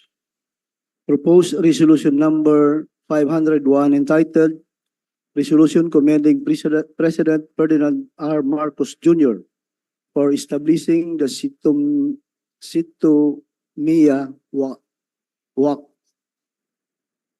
Hamsun Al-Jikr National Committee in commemoration of the 650th anniversary of Islamic presence in the Philippines in 2030. Author, Member of Parliament, Hasime Dilangalen. Co-authors, Members of Parliament, Ali Muntaha Babaw, Rasul Ismail, Tarhata Maglangit, and Abdul Wahab Pak. Mr. Speaker, upon request of the main author, I move to defer consideration of this of Resolution 501. There is a motion from the floor to defer consideration of PR number 501. Any second? Been seconded. The motion is approved. Moving on to item number 11, may we request the Secretariat to read proposed resolution number 507 to include its title, author, and co-authors. The Secretariat is directed to read the title of PR number 507, including the name of the authors and co-authors. Mr. Speaker, may I also request that this resolution be read together with proposed resolution 514 and 517 as they deal with the same subject matter, Mr. Speaker. Secretariat, you're also directed to read the title of PR number 517 and 514, including the name, the authors, and co-authors. Proposed resolution number 507 entitled Resolution strongly condemning the ambush incident against medical practitioner Dr. Charmaine Ceballos Baruquillos and urging the concerned law enforcement agencies to thoroughly investigate the incident, bring justice to the victim, and ensure the safety of healthcare workers. Author, Member of Parliament, Kadel Sinunindi Jr. Co-authors, Members of Parliament, Mujib Abu, Muhammad Kelly Antao, Tawakal Mitimbang, Suwaib Oranon, and Basir Uto. Proposed resolution number 514 entitled A resolution condemning in the strongest possible terms the ambush of Dr. Charmaine Ceballos Baruquillo, calling all concerned agencies of the Bangsamoro government to expedite the conduct of their investigation. Author, Member of Parliament, Susana Anayatid. Proposed resolution number 517 entitled Resolution strongly condemning the shooting incident targeting Dr. Charmaine Ceballos Baruquillo and urging all concerned agencies to conduct investigation into the incident and ensure the safety, security of health workers in the Bangsamoro Autonomous Region. Authors, Members of Parliament, Hasime Dilangalen and Kadil Sinulinding Jr. Co-authors, Members of Parliament, Ali Muntaha Babaw and Tawakal Mitimbang. Mr. Speaker, I move to consolidate Resolution 507, 514, and 517. Motion from the floor to consolidate consideration of PR 507, 514, and 517. Any second? Hearing no objection, the motion is approved. Mr. Speaker, I move to treat all three resolution as simple resolution. There is a motion from the floor again to treat the three resolutions as simple resolution. Hearing no objection, the motion is approved. Mr. Speaker, may we hear a brief manifestation from the main sponsor, Dr. Sinulinding. The gentleman from SGA is recognized. Bismillahirrahmanirrahim. Mr. Speaker, Deputy Speakers, Floor Leader, my esteemed colleagues in this august body, and all gentlemen and gentle ladies in the gallery, a pleasant afternoon. Assalamu alaikum wa rahmatullahi ta'ala wa barakatuh. Mr. Speaker, I stand before this august body to respond on the recent tragic incident involving a dedicated young government healthcare professional. I'm speaking with the ambush incident that transpired in the municipality of Buluan, Maguindanao del Sur on February 4, 2024. And the victim was identified as Dr. Charmaine Barroquillo, a young government physician in the nearby hospital. Mr. Speaker, the ambush incident against medical practitioner Dr. Barroquillo is another prompt reminder for everyone of the threats, risks, and challenges that is faced by medical practitioners and healthcare workers in the Bangsamoro region, who are selflessly working day and night and dedicating their lives to save others. The attack against Dr. Barroquillo was unacceptable and threatened the overall well-being of the medical society. Based on the initial investigation, while Dr. Barroquillo was traveling along the national highway from Dato Paglas to Isulan Sultan Kudarat, the unknown perpetrators riding in a motorcycle shot the innocent victim several times, wounding her in the left shoulder and the lower back that penetrated her spinal cord. Mr. Speaker, it is worth to remind everyone that medical practitioners like Dr. Barroquillo and other health workers are the backbone of our healthcare system. The unacceptable incident suffered by the doctor from perpetrators would not only highlight the danger faced by medical practitioners, but also contribute to undermining the very fabric of our healthcare system. This incident creates chilling effect to medical practitioners. Last year, Dr. Marivic Telio. 5 years ago, my brother, Dr. Shahid Sinulinding. We must condemn the attack.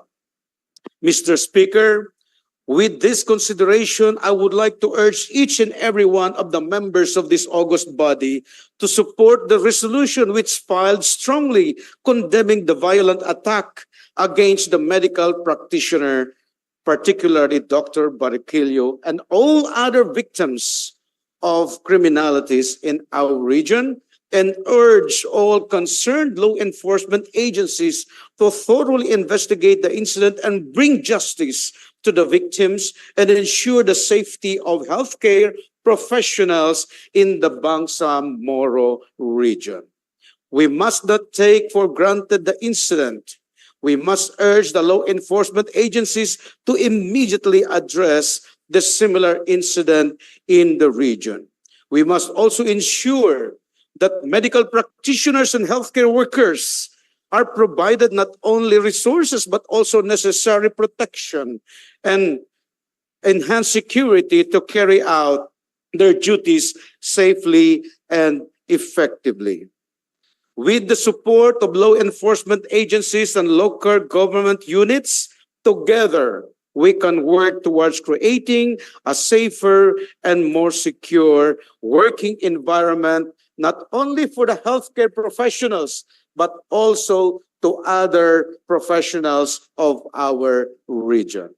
Mr. Speaker, I hope and pray with the recent development in the investigation of the case, there has already a report that 2 already surrendered, but the main perpetrator remains at large. We hope to bring that person to justice so that it will give a sense of security among our health workers and all other professionals in the region. Thank you very much. Wabillahi tawfiq wal hidayah. Wassalamu alaikum warahmatullahi ta'ala wabarakatuh. Thank you, Mr. Speaker. Mr. Speaker, may we recognize Dr. Susana Anayatin.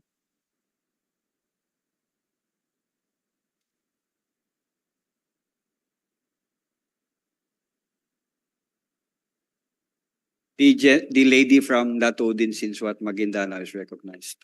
Thank you, Mr. Speaker. Thank you, Mr. Speaker. Good afternoon again. Assalamualaikum. Mr. Speaker, Section 5, Article 2 of the 1987 Philippine Constitution provides that the maintenance of peace and order, the protection of life, liberty, and property, and the promotion of general welfare are essential for the enjoyment by all the people of the blessings of democracy. Mr. Speaker, on February 3, 2024, Dr. Charmaine Ceballos Baroquillo, a 28-year-old physician, was ambushed while driving along a highway of Dato Paglas, Maguindanao del Sur. Two riding motorcycle in tandem fired gunshots at Baroquillo and thereafter collided with an incoming tricycle on her way to Buluan District Hospital. Mr. Speaker, the victim is a physician working at Sultan Kudarat Provincial Hospital. Her role as a government doctor is vital in the uninterrupted delivery of healthcare services, particularly to marginalized communities. Ensuring the safety of our health practitioners as they perform their functions in the community encourages their determination to serve our people. Furthermore, Mr. Speaker, since the incident happened within the Bangsamoro region, it also bears emphasis that as we pursue progress, ensuring safety and security must be regarded as fundamental aspects of our vision. Such actions pose a threat to development and impede programs potentially discouraging community improvement when safety is not prioritized. These unlawful behaviors must be denounced and justice must be served to the affected families, allowing our citizens to live without fear and actively participate in our society. Hence, the approval of this resolution is earnestly requested, Mr. Speaker. Thank you very much. Mr. Speaker, thank you very much. I do not see any hand for interpellation, so I move to dispense with the period of interpellation. There is now a motion to dispense with the period of interpellation debate coming from the floor leader. Any second? Hearing no objection, the motion is approved. Consequently, I also move to dispense with the period of amendment. There is now a motion from the floor to dispense with the period of amendment. Hearing no objection, the motion is approved. Mr. Speaker, I move to approve resolution number 507, 514, and 517. Consolidated Motion subject to style, Mr. Speaker. There is a move to approve consolidated resolutions number 507, 514, and 517, subject to style. Hearing no objection, the motion is approved. Just to also give a brief update about the family of the doctor, because our office coordinated with the father of the doctor, and she's already under stable situation, but they are specifically requesting if we can extend assistance to the passengers of the tricycle that yung nabundol niya. Kasi they also need medical assistance. So if the members of the parliament can extend a contribution to help with the victims, to the passengers, that will be very much appreciated because that will relieve them from the burden of also taking care of these families. That will be all, Mr. Speaker. Mr. Speaker, we are now on item number 8, bills on second reading. May we are now. May we have 1 minute suspension so we can go for a health break? Yes, Mr. Speaker. Health break. 1 minute suspension.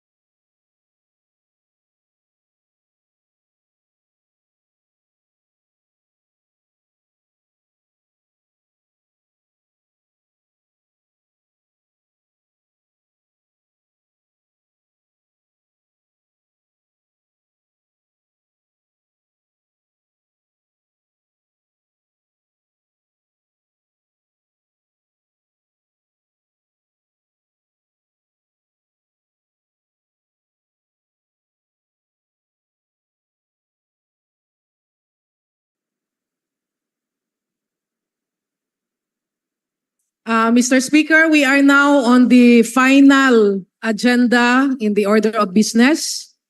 Committee report numbers, consideration of committee report number 63.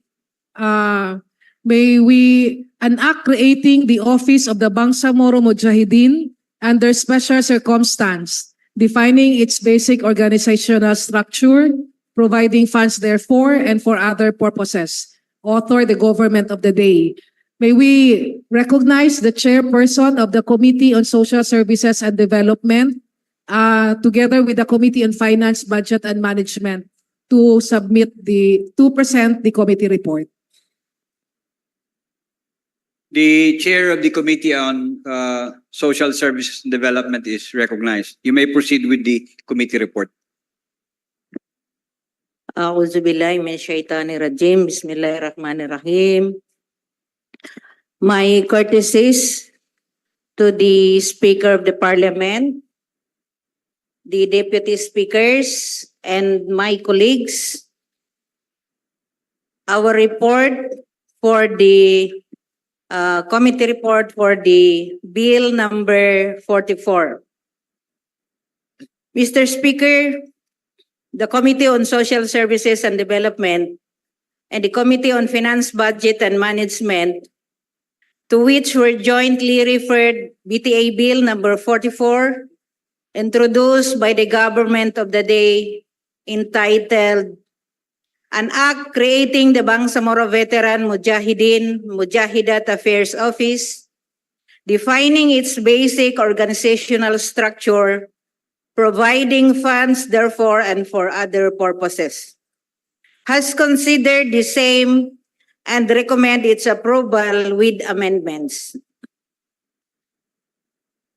Findings of the committee. As part of its consideration, the Committee on Social Services and Development embarked on a stakeholder engagement process. The committee initiated a public call for position papers on May 18, 2023. This initiative aimed to solicit experts' opinions and perspectives on the bill from individuals and organizations affected by its provisions.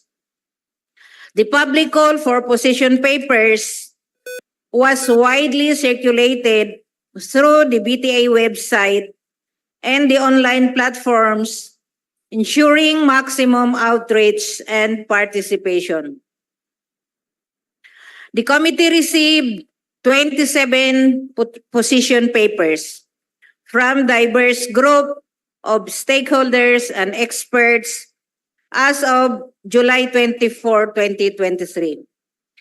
The CSSD also treated Bill number 22, titled An Act Providing Benefits for Bangsamoro Veterans, Mujahideen and Mujahidat and their families, establishing the Bangsamoro Mujahideen Mujahidat Benefits System, appropriating funds therefore and for other purposes, authored by MP Attorney Liza Alamia as a position paper.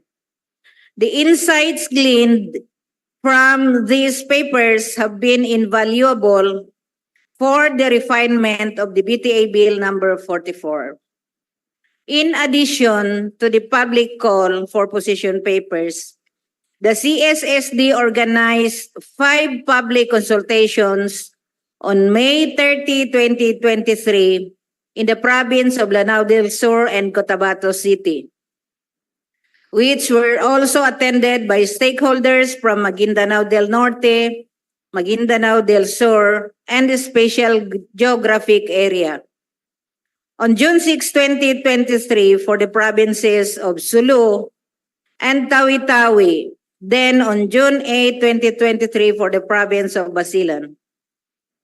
These consultations were designed to gather insights, feedback, and recommendations from the diverse range of stakeholders, including combatants from both the Moro Islamic Liberation Front and the Moro National Liberation Front, non-government organizations, and other civil society organizations.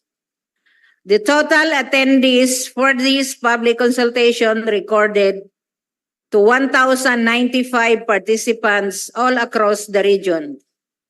89 of them have expressed their insights, suggestions, and recommendations. Further, select members of the committee also ventured in a study visit to Banda Aceh, Indonesia, on July 5 to 8, 2023, to benchmark with the management strategies and legislative processes employed by the Aceh Reintegration Body, the BRA or Badan Reintegrasi Aceh, the organization responsible in providing services to Aceh combatants. After these extensive engagement activities, the committee carefully considered all the received comments and recommendations.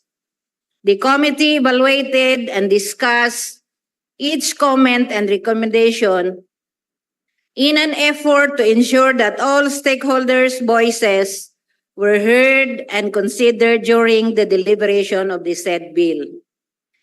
The bill underwent rigorous scrutiny over 4 committee meetings, 1 technical working group meeting, and that took place on September 5, 2023. It was also jointly reviewed with the Committee on Finance, Budget, and Management on January 16, 2024. The provisions of the bill were subjected to line-by-line legislative review, which resulted in a recommendation to adopt BTA Bill number 44 with the following amendments.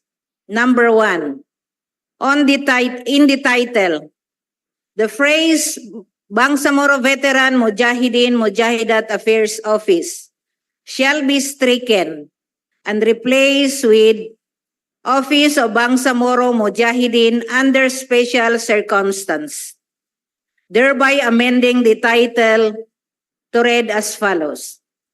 An act creating the Office of Bangsamoro Mujahideen under special circumstance, defining basic organizational structure, providing funds therefore and for other purposes. Number 2, in Section 1, delete the phrase Bangsamoro Mujahideen Welfare Act of 2022, subsequently to the phrase cited as the, and be substituted it with Bangsamoro Mujahideen under Special Circumstance Act of 2024 to read as follows. Section 1, short title.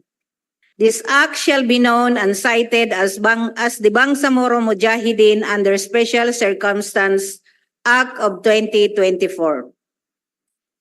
Number 3, Section 2. Add the phrase and the creation of the office after the word name. Replace the words Bangsamoro Veterans Mujahideen Affairs Office after the phrase known as with Office of the Bangsamoro Mujahideen under Special Circumstance or OBMUSC. Then add the words, it shall be placed under the operational supervision and control of the Office of the Chief Minister, OCM, as one of its component divisions, as the second paragraph of Section 2 to read as follows. Section 2, name and creation of office. The office to be created under this act shall be known as Office of the Bangsamoro Mujahideen under Special Circumstance or OBMUSC. It shall be replaced under the operational supervision and control of the Office of the Chief Minister as one of its component divisions. Number 4, in Section 3, Delete the phrase medical, social, and other assistance to the veterans of the Moro Islamic Liberation Front and Moro National Liberation Front who are underprivileged and have no opportunity for employment because of their old age, lack of required education, and other requirements for employment, after the word financial, and change it with assistance to the Mujahideen of the Moro Islamic Liberation Front and Moro National Liberation Front who are senior citizens and permanently disabled, and to read as Section 3, purpose. The purpose of this act is to establish an office that will provide financial assistance to the Mujahideen of the Moro Islamic Liberation Front and Moro National Liberation Front who are senior citizens and permanently disabled. Number 5, in Section 4, the committee proposed no changes and adopted the original version as filed, which to be read as Section 4, Declaration of Policy. It is the policy of the Bangsamoro government to protect the interests of its people and ensure every Bangsamoro be provided with the basic necessities and equal opportunities in life. It is also the declared policy of the Bangsamoro government to put in place economic mechanisms tailored to the needs of its people. Number 6, in Section 5, the committee has deleted the entire provision and replaced it with new terminologies. Section 5 shall now be read as Section 5, Definition of Terms. As used in this act, the following terms shall be understood to mean: letter A, meaningful participation, refers to actual combat, logistics, and medical participation. Letter B, Mujahideen under special circumstance, refers to male and female members of MILF and MNLF who are senior citizen and or with permanent, partial, or total disability. Letter C, permanent partial disability refers to disabilities that arise due to the complete and permanent loss of the use of any of the following, resulting to the disability to work for a limited period of time. Number 1, any finger. Number 2, any arm. Number 3, any foot. 4, any toe. 5, any hand. 6, any leg. One leg.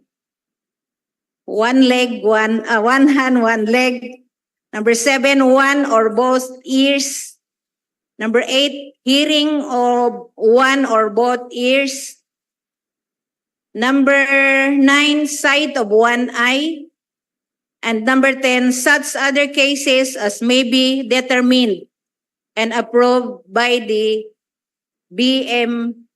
BMUSCO.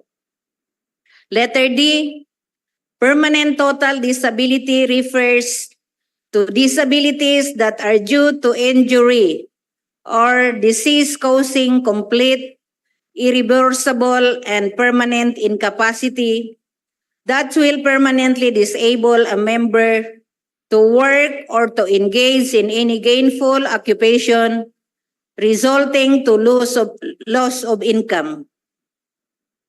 The following disabilities are deemed total and permanent.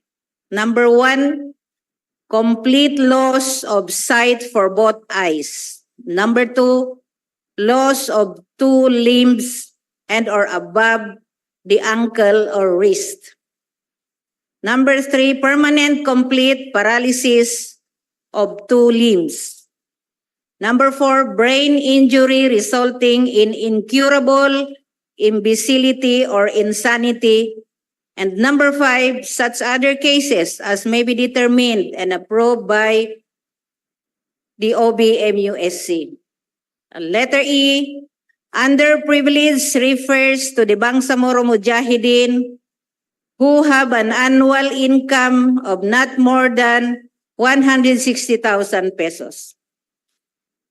Number 7, the committee has deleted section 6 of the original version since it is already provided here in section 2 of the committee approved version. Number 8, section 6 shall now be read as section 6, scope and qualifications. The benefits provided under this act shall be available to the following.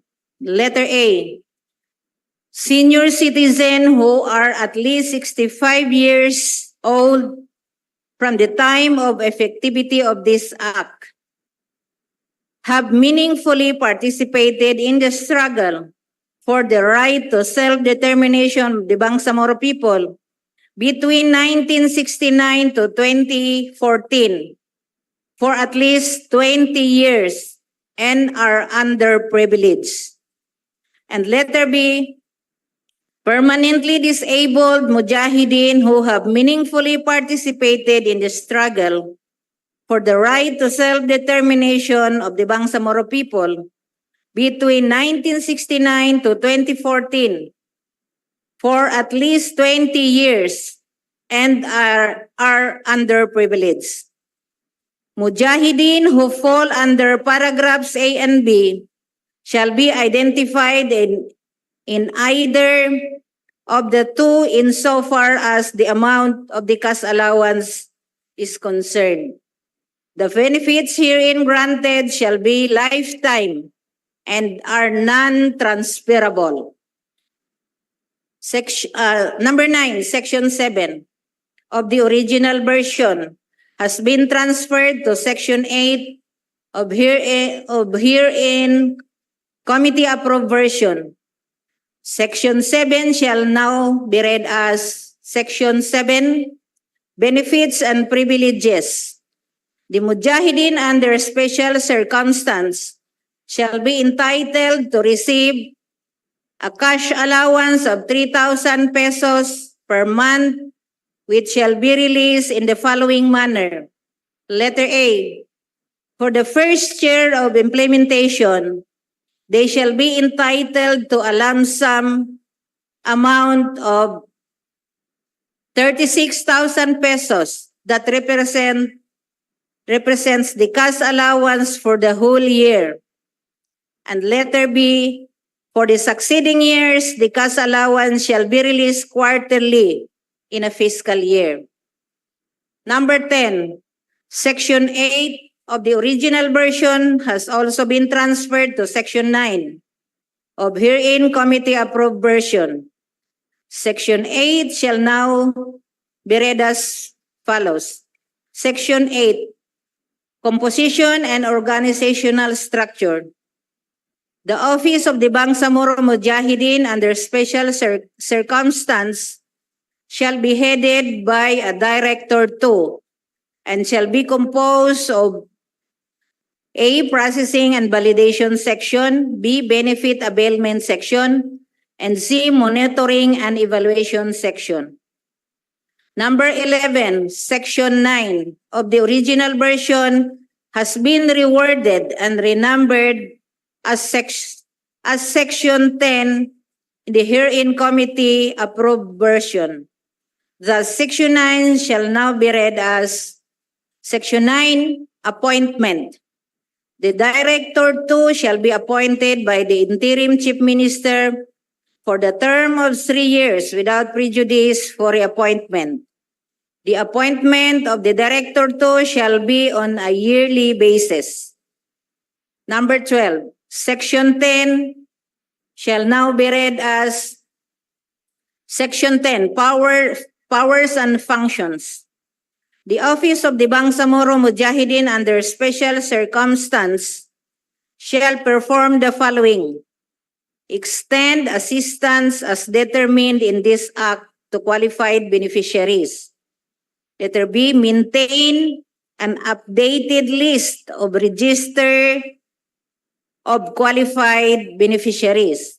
Letter C, conduct a mandatory review on a current cost of living adjustment to determine the sufficiency of the herein granted allowance every after 3 years. And letter D, perform such other relevant functions as may be provided under the implementing rules of this act or as may be assigned by the Chief Minister. Number 13, Section 11.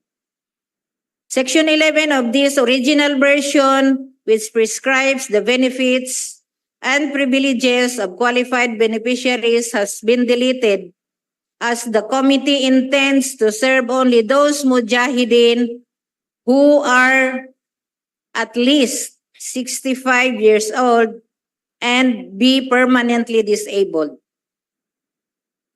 Number 14, Section 11 shall now be read as Section 11, Appropriation. The funds necessary to carry out the implementation of this act shall be charged against the annual appropriations of the Bangsamoro government.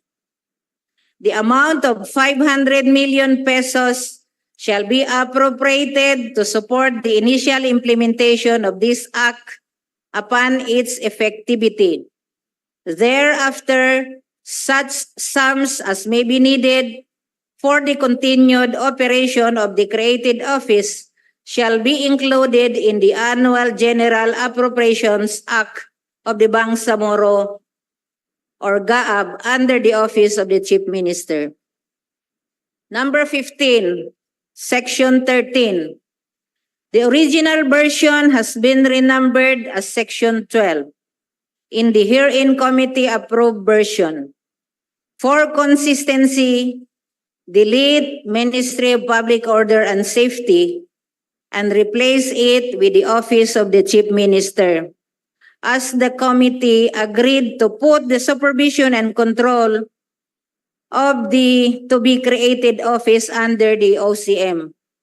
Thus, Section 12 shall now read as Section 12, Implementing Rules and Regulations.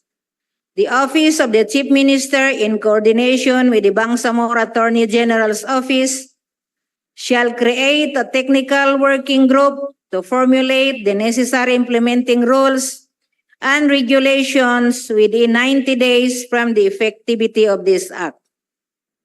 The created TWG shall coordinate with the Central Committee of the Moro Islamic Liberation Front and Moro National Liberation Front for the list of qualified and validated beneficiaries. Number 16.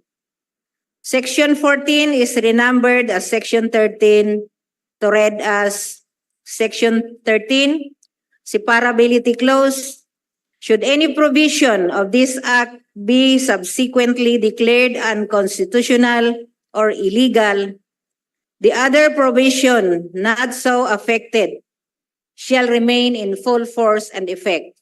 Number 17, Section 15 is also renumbered as Section 14 to read as Section 14, Repealing Clause. All regional laws, decrees, orders, rules, and regulations, or any part thereof which are inconsistent herewith are hereby repealed and amended accordingly.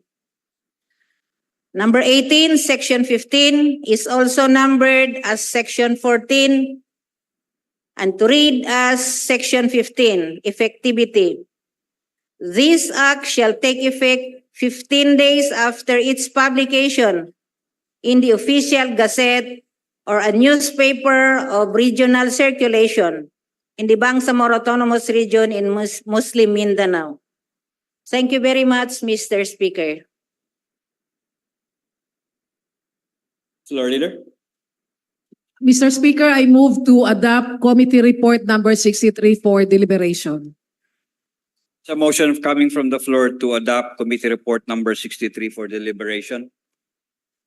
Hearing no objection, the motion is approved. Mr. Speaker, I move to open the period of interpellation. The period of interpellation is now open. Any interpellators? May we recognize the Honorable Attorney Suharto Ambolodto. The gentleman from Cotabato City and Northern Kabuntalan, Maguindanao, is recognized.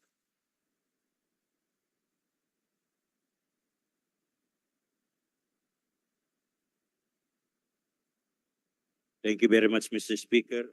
At the outset, allow me to congratulate the sponsors and the committee for the earlier completion of the bill.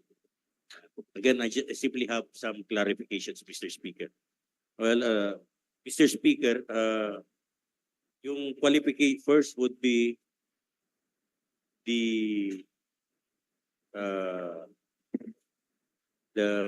underprivileged. In the definition of underprivileged under section paragraph E of section 5 states that underprivileged refers to the Bangsamoro Mujahideen who have an annual income of not more than 160,000 pesos. So effectively, that is basically that's somebody with a monthly income of around 14,000, around 12,000. And then meron pa siyang mid-year pati year-end bonus. Basically that's 160,000. So Madam Chair, Mr. Speaker, is it not too restrictive yung amount na basically meron pa mga nangailangan? For instance, even if we put it at 15,000 per month, 150 plus 30, that's only 180,000 per annum. So baka masyadong marami tayong na-exclude kung ganoon sa 160,000. In fact po, if you would note, ilan yung tax exempt sa atin? Yung exemption from filing or from paying income tax, parang 250,000 na po yun. So even by law, we are already recognizing that even those with an income of 250,000 are still within the more challenged community. Baka po may makonsider po ng ating, may I ask the proponent, Mr. Speaker, if they are open to including other people. Hindi lang yung 160 and below, kundi baka yung 250 and below, which is effectively, magkano lang po yun, into the coverage. Because ang covered lang po naman natin dito, Mr. Speaker, would be permanently disabled pati senior citizen. So, yung usually po, yung mga senior citizen po natin, yung kahit na yung 250,000 po, baka naubos lang natin sa maintenance. And medyo konti na lang po yung panahon na meron po ang ating mga veteran mujahideen, baka po pwede nating i-widen pa po yung ating coverage and not to be quite exclusive. May we inquire comments po from our sponsor, Mr. Speaker?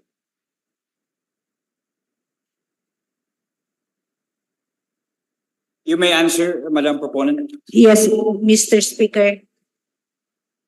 Ang basis po namin ay nakuha namin sa PAO, Public Attorney's Office Indigency Test. But if the good gentleman has a recommendation, we will be open for any amendment on this. Because after making this report, we've received a report that from MSSD, 10,000 yata ang ano nila, poverty line ano nila. Ang basis nila 10,000 daw. Oo. Ibig po sabihin kasi po ng 10,000 or 120,000. Ito po yung minimum to meet our food and non-food supply. Yeah. And these are not hindi naman po lahat ng mujahideen natin May over natin dito. ang kino-cover na lang po natin yung mga senior citizen natin. Yes. Pati may permanently disability. Yung pong 120, may income pa po yun. Ito, tapos kung senior citizen ka na, sa maintenance pa lang, Madam Proponent, Mr. Speaker, baka kukulangin na yung ano. Ano naman po yung medyo i-widen natin po yung ating net. Kasi lalo pa yung nagda-dialysis po. Yung usually. So, I do not know, maybe I would propose an increase po from siguro above, baka yung ganun po, yung sa tax 250, so maybe to an income of 250,000 annual, may apo pa yan, nagpapaaral pa yan ng apo hanggang sa senior citizen na po. So I leave that to the consideration of the proponent, Mr. Speaker. Yes, Mr. Speaker, at the proper time, the proponent is very happy and very willingly accept amendment on this provision. Yes, Mr. Speaker, ano lang po, medyo just to clarify lang, Mr. Speaker, yung Section 6, Mr. Speaker, this refers to senior citizens. Pero naglagay pa tayo dito ng 65 years old. Mr. Speaker, baka pwedeng yung senior citizen na lang, yung 5 taon, baka hindi natin alam kung abutin niya pa. Naghirap yan sa gera, abutin niya pa yung 65 niya. Baka by the time na mag-senior citizen siya, in accordance with law, i-cover na po natin sila, Mr. Speaker. Again, Mr. Speaker, the proponent is also willing to have amendment on this provision at the proper time. Ito, Mr. Speaker, I'm not proposing or intimating any amendment.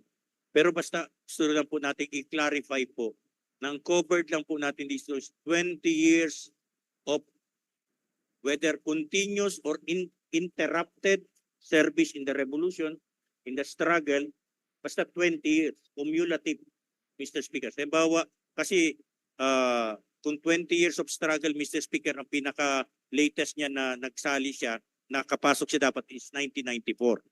Kung halimbawa po, 20 years 2004, nakasali siya, pag 2024 na po tayo ngayon. So, ang atin lang po, gusto ko po i-clarify, ito po ba, halimbawa po, biglang nag-serve sa revolution, nag-abroad, tapos ng 5 years, 5 years nag-abroad, 10 years, tapos nakabalik dito, 15 years nag-serve. Is that covered by our definition of 20 years of service? Yes, Mr. Speaker. Thank you, Mr. Speaker. So hindi siya continuous, cumulative.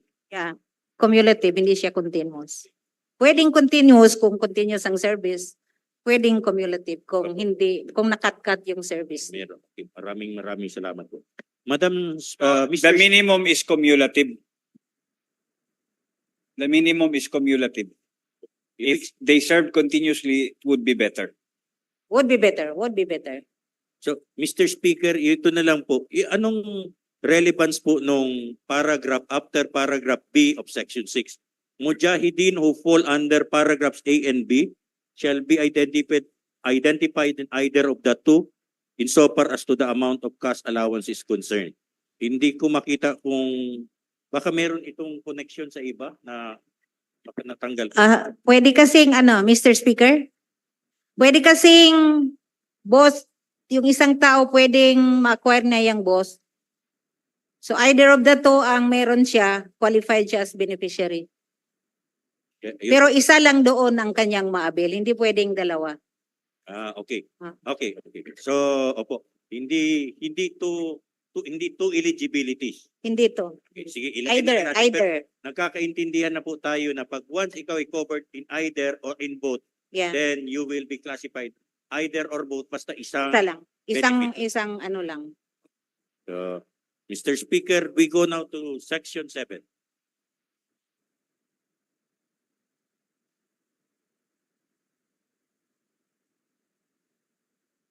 In Section 7, Mr. Speaker, nakalagay po dito yung 3,000. Balik naman po tayo dun sa yung dialysis po is 3,000 every session. Kung meron kang 2 to 3, ibig sabihin na lang natin 5 in 2 weeks, may 10 sessions ka. So, miski yung dialysis na wala pa yung food assistance natin, shortage na po si 3,000, Mr. Speaker. May I inquire, Mr. Speaker, kung sa study po ng committee, kung baka ano yung parang pinaka-optimal na pwede po nating iabot sa kanila na kaya naman ng Parliament. Mahirap naman yung magsabi tayo ng maganda masyadong amount, hindi naman pala kaya ng Bangsamoro government. Pero ano po yung optimum? Would you have a number for the optimum possible assistance that we can benefit, that we can provide our mujahideen and mujahidat? Yes, Mr. Speaker, as to this provision, we will also be open for amendment at the proper time. Thank you very much, Mr. Speaker. Meron lang po akong last dito yata. Okay. Itong dito po sa Mr. Speaker, if this is kunti lang itong pinag-uusapan natin na tao actually, permanently disabled, pati nag-serve ng 20 years, tapos ang period pa of service is 1969 to 2014. Ibig sabihin na enlist po siya sa revolution dapat mga 1994. Hindi 2004. I have to correct myself. 1994 para yung makuha niya 20 years. So pinakamaliit. So Mr. Speaker, doon po sa consideration po ninyo, this is supposed to be under the office of Speaker of the Chief Minister. So do we really need we really need to create an office just for this particular function? Yeah, yes, division under the office of the Chief Minister because monthly na ito. So may regular at May focus sa kanila. may focus sa Sila kanila. lang po yung aalagaan natin. Oo, then may monitoring din sa kanila kung ano na, kumusta na sila. Mabalikan Buhay lang, pa ba sila or kumusta na sila? Mr. Speaker, Madam Proponent, Madam my sister or dear sister, yun lang po ba talaga ang assistance na ibibigay natin sa mga mujahidat natin? Pera-pera lang po. Wala nang medical benefit, wala nang special whatever. Ito lang. Yes, Mr. Speaker, under this office, yun lang, but they are not barred in accessing all the services on the different ministries of the bar. So it is not exclusive, meaning even if we provide them assistance, they will be entitled to, for instance, BKs, MSSD, all other assistance. Yes, all other assistance. Ambag. Yes, they can access all those assistance. Maraming. They are still members of the 4Bs or Yeah. as financial assistance. Pero hindi na natin naabot na sana, for instance, yung ambag at itabang, dapat may parang priority sila na doon. Hindi na natin na. Actually, Yeah, yes, dapat priority sila. Pupunta lang, madidetail yan sa IRR. Okay, so, Lahat ng yan madidetail sa discuss that IRR. Kasi OCM naman ito. Yes, yes, We yes. will include that in there. Thank you Yeah, very much. inshallah. And then dun lang po sa bakit 3 years, bakit term employee si director? Depende sa performance. Anyway, renewable naman siya. Hindi naman siya barred sa renew. Kung mag-perform siya, he can or she can still be considered for renewal after 3 years. Madam Chair, yun naman, no? Kung i-declare na unconstitutional or illegal yung term employment ng isang career position, hindi na, may separatability clause naman tayo. Meron. Madam Chair, Mr. Speaker, yung PRLS natin na may suporta na i-provide sa during the conduct of this. I think, yes, kasi sinabihan namin ng secretariat na they will engage with the PRLS. Position paper. Yes. Okay, maraming salamat. So ang final na lang po ito, baka ano lang po ito. The created TWG, in section 12 po, the created TWG shall coordinate with the Central Committee of Moro Islamic Liberation Front and Moro National Liberation Front. Mr. Speaker, Madam Chair, para bang ang parang sinasabi ng batas na bill natin, isa na yung Central Committee ng MNLF pati MILF. Ang ginawa po natin, kumuha tayo sa member ng MNLF at member ng MILF at sila yung nag-engage sa mga central committees nila. And then kung ano yung napag-agrihan nila on their central committee, yun yung Yung ano lang po, hindi po, yung pagkakasulat lang po. Central Committee of, parang kung basahin natin ito, mamaya po ay may propose na baka gawin natin committees, the central committees. oh yeah, yung subject sa style. Ano lang ito? Clerical error. Clerical error lang to. The more na. And then I hope Mr. Speaker that wala akong insensitivity maapakan, but there are two strands of the Moro National Liberation Front. Siguro sa IRR mapag-usapan na with you, this is not to be insensitive that we have to, pero kailangan lang po siguro na isama po natin sa paggawa ng IRR, Mr. Speaker. May I repeat the last question, the previous question? You did consult or worked with the Parliament Research and Legal Services on this matter? Yes po, inatasan po namin ng secretariat na i-engage nila yung PRLS. Meron ho ba silang recommendation as far as your consultation is concerned?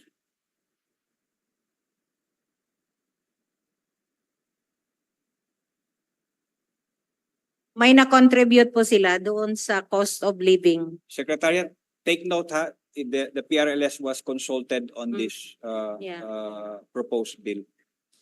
Thank you, Floor Leader.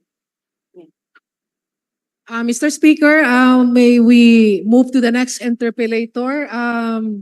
May we recognize MP Babaw? The gentleman from Lanao del Sur is recognized.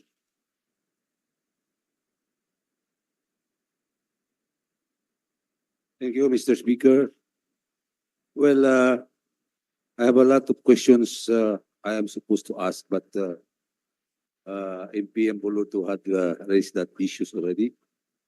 But itatanong ko lang po sa proponent, kasi you have made mention about the chairman of the MILF Central Committee and the chairman of the MNLF Central Committee. Am I right? Yes, Mr. Now, I think the proponent is aware of the fact that we have no problem about the MILF, but in the Moro National Liberation Front has three factions. Each factions now has their own respective central committee. Now, which among the three MNLF Central Committee are you going to deal with? Are you going to deal with the Central Committee of Chairman Nur Mizori, the Central Committee chaired by Dato Muslim Nsema, and then recently someone in Lanao del Sur has already also declared that he has his own faction and declare himself as the chairman of that Central Committee. Hindi kaya magulo ito, Madam Proponent, na Mr. Speaker, I think there is no need to indulge much on the dynamics of each fronts because what we are talking in this bill are the benefits of all the revolutionaries in jury who have served from 1969 to 2014. Yeah, I understand that, Mr. Speaker.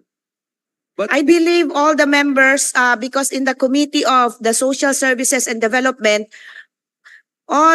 most of the members of that committee are both coming from the MILF and also from the MNLF, Sir Muslim Nsema, and also from the MNLF of Miswari. In fact, in the CSSD, one of the members, I think, who also joined us, I've seen in the meeting is Sir MP Romeo Sema, I think is also a member of and also Brother Abdul Karim Miswari is also a member of that committee. And I think that is sufficient enough to represent all the Moro organizations. Thank you, Mr. Speaker. Mr. Speaker, my question again is not answered. My question is, are they going to get endorsement from these 2 or 3 central committee or just one? People can attend a meeting altogether. But I don't think a member of, like for example, in Lanao del Sur, an MNLF identified with Muslim in SEMA will never be certified or endorsed by an MNLF identified with Nur Mizwari. That's the problem. So that is the question. Are you going, my question is, please answer this one.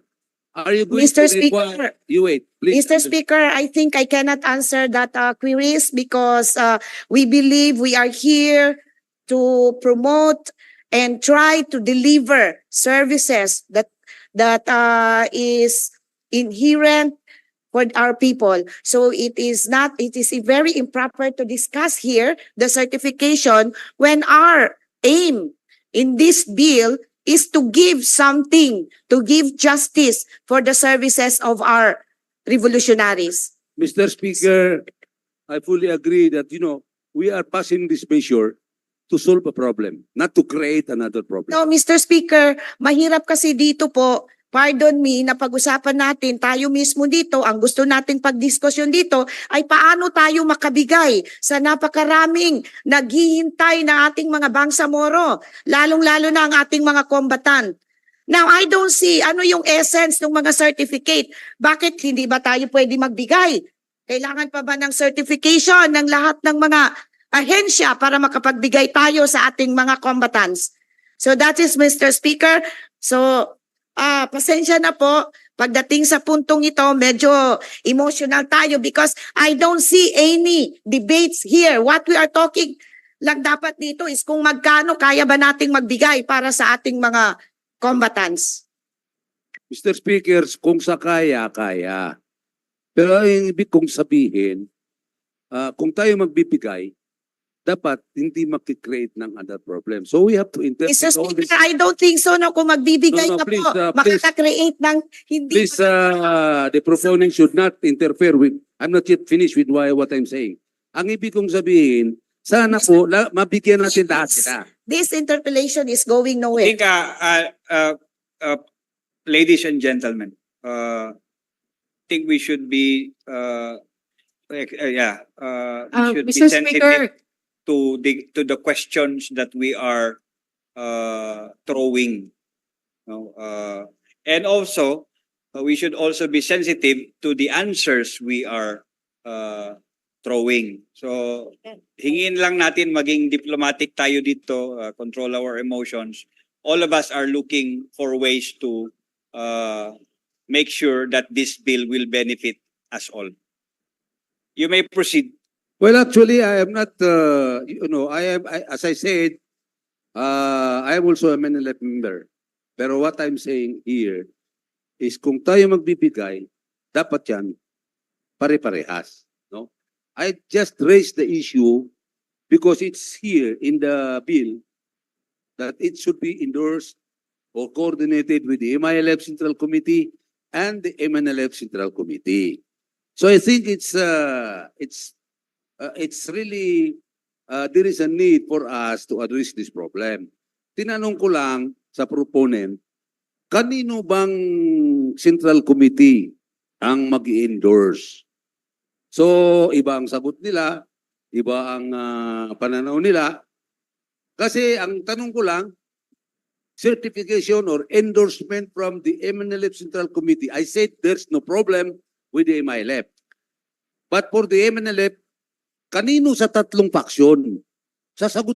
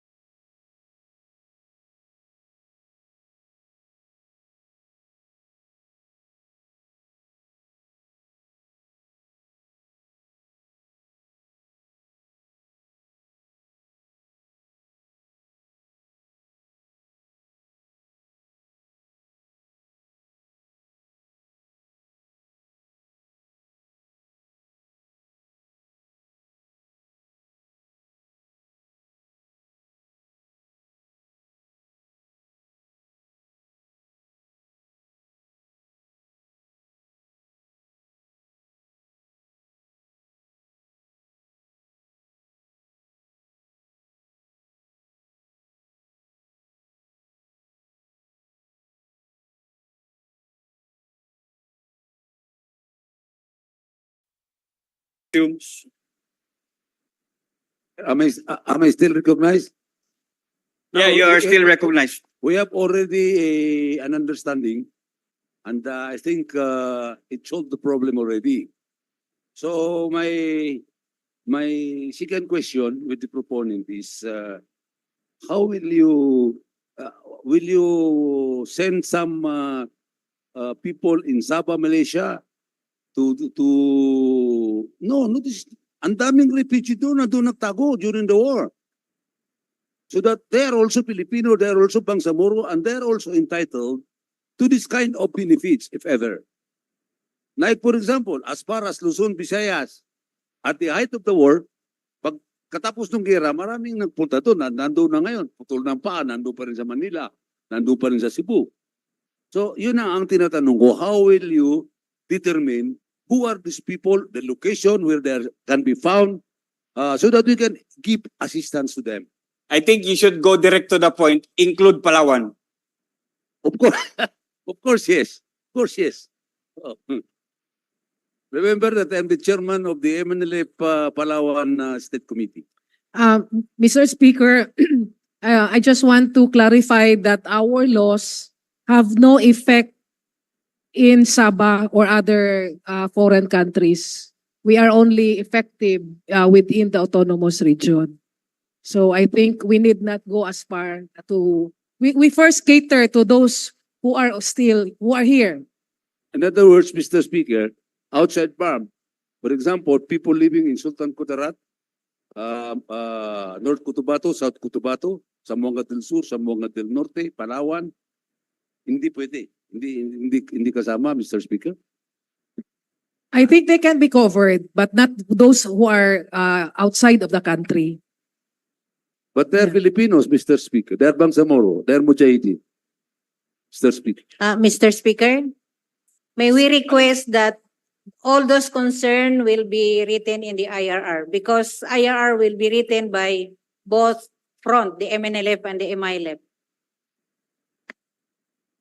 Okay, Mr. Speaker, I agree. Maybe that can be discussed in the drafting of the IRR. Okay na ako to, Madam Proponent.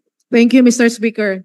Now we move to the next interpellator, MP Don Loong, and then to be followed by MP Kelly Antao. The gentleman from Sulu is recognized.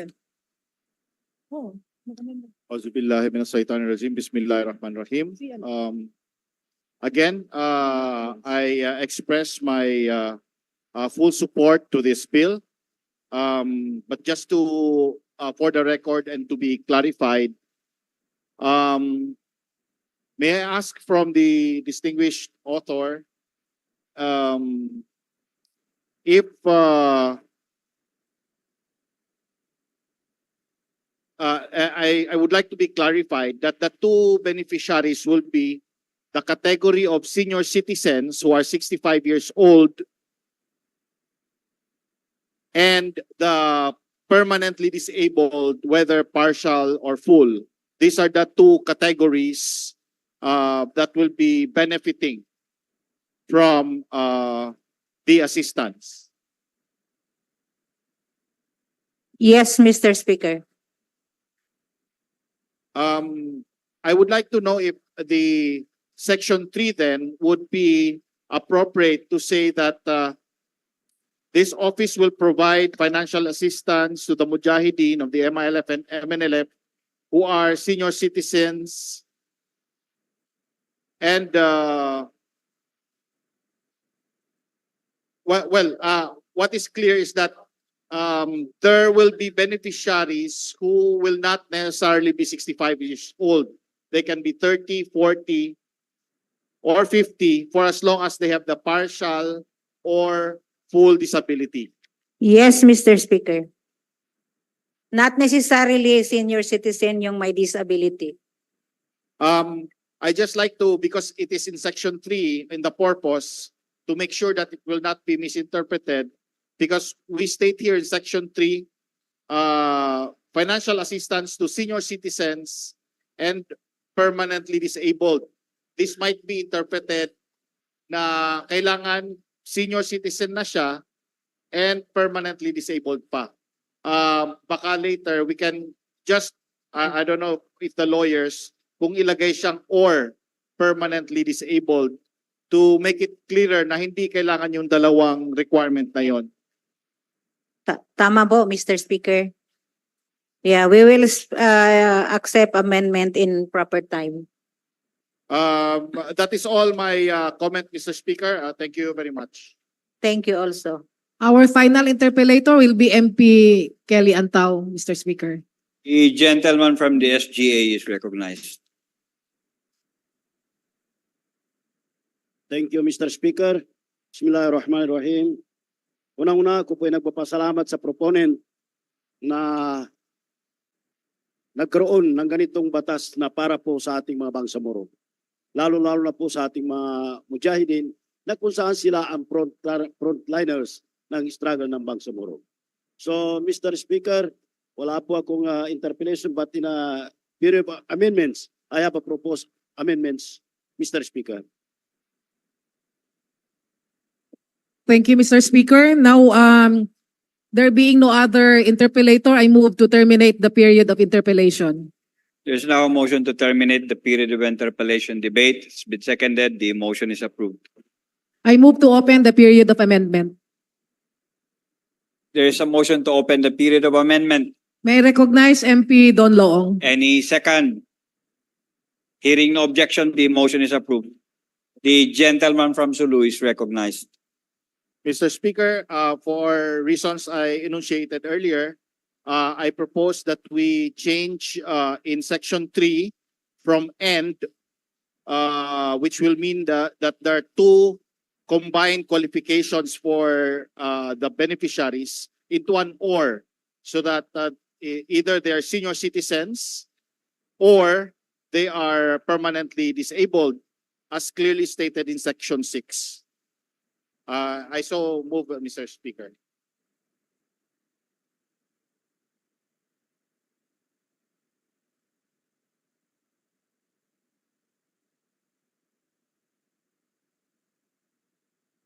We accept, Mr. Speaker.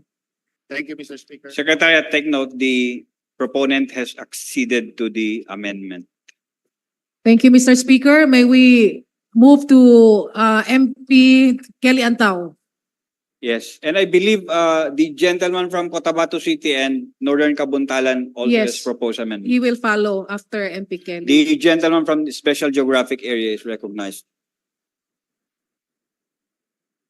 So thank you, Mr. Speaker. This is the proposed amendments that I'd like to introduce.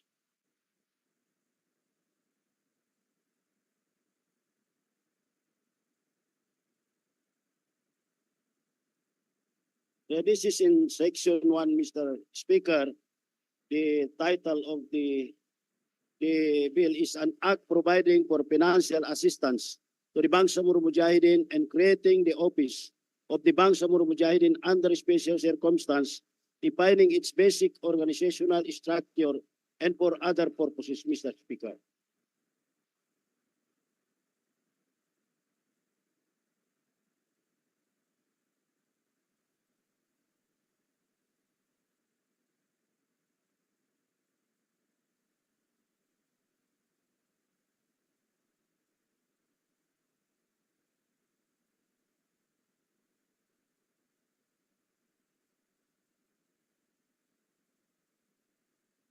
We accept, Mr. Speaker.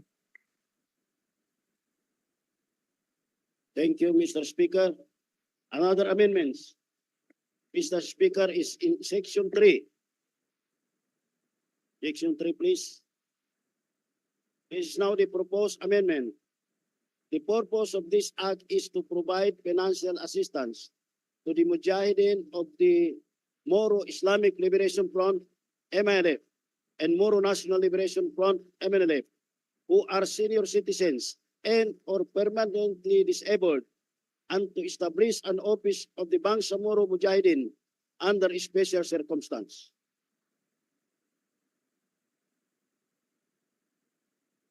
We accept, Mr. Speaker. Secretariat, take note of the two accepted proposed amendments. So thank you, Mr. Speaker.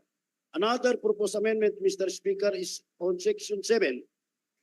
The proposed amendment in Section 7 is benefits and privileges. The Mujahideen under special circumstance shall be entitled to receive cash allowance with an amount of 7,000 pesos per month, which shall be released in the following manner.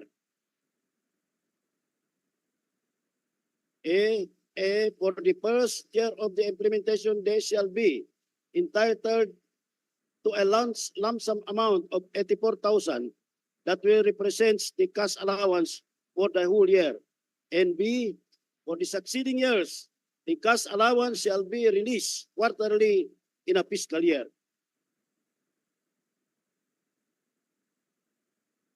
We are very willingly accepting his proposed amendment. Thank you, Madam Secretariat, take note. Thank you, Mr. Speaker. Another amendment, Mr. Speaker. In Section 12, implementing rules and regulations, the Office of the Chief Minister, in coordination with the Committee on Social Services and Development, shall create a technical working group, TWG, to formulate the necessary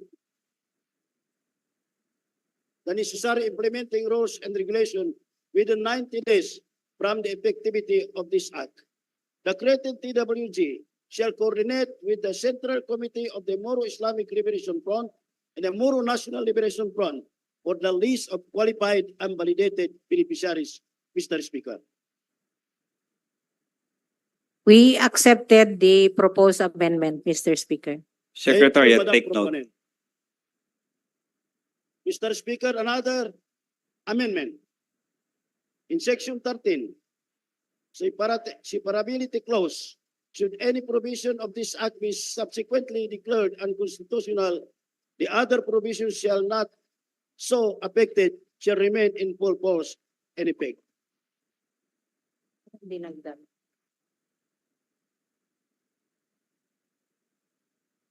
Tinanggalin. Correct. Accepted, Mr. Speaker.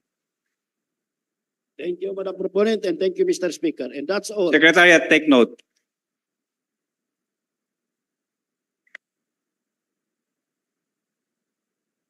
Floor leader. Mr. Speaker, may we recognize MP Suharto Ambolodto. The gentleman from Cotabato City and Northern Kabuntalan is recognized.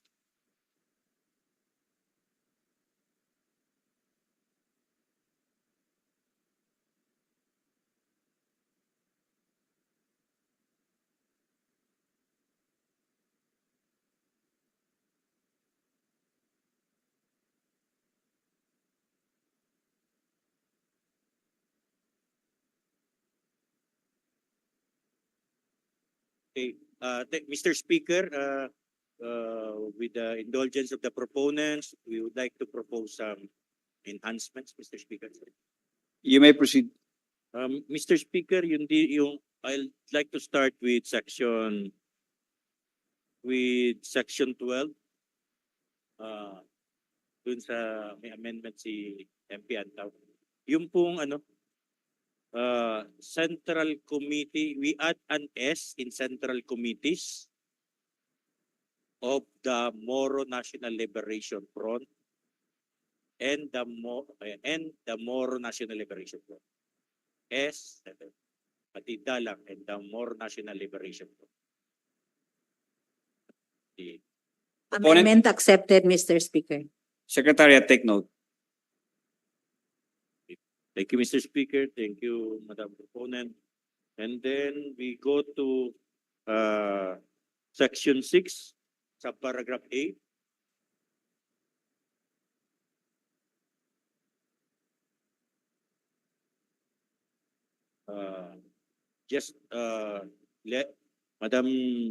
Mr. Speaker, we would like to propose, with the indulgence of the proponents, deletion of the clause who are at least 65 years old Dapat senior citizen kagad. Yeah. Accepted, Mr. Speaker. Secretariat, take note. Then section, and then, section 5, letter E. Yes, that, letter E.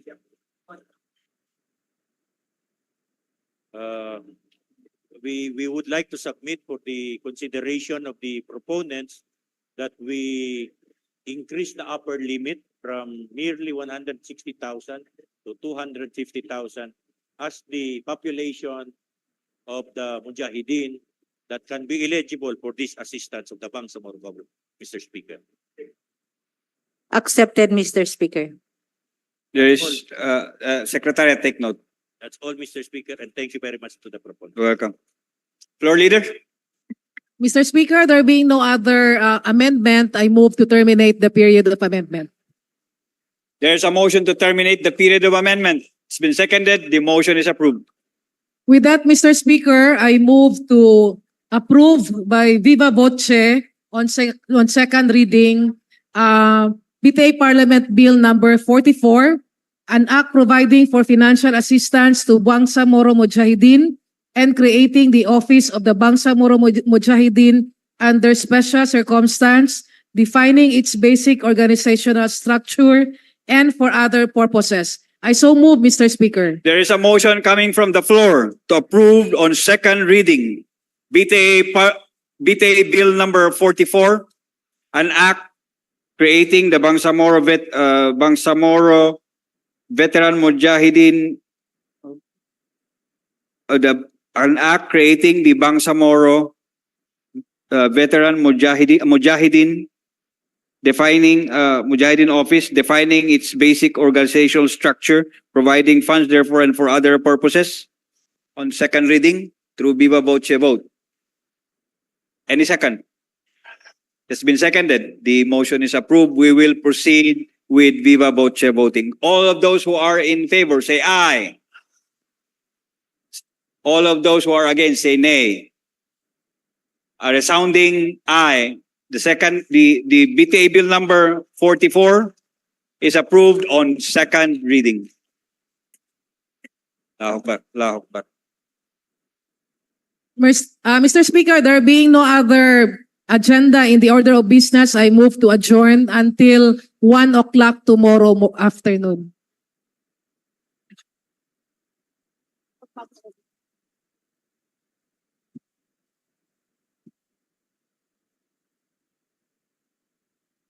Session is adjourned until 1 o'clock tomorrow afternoon.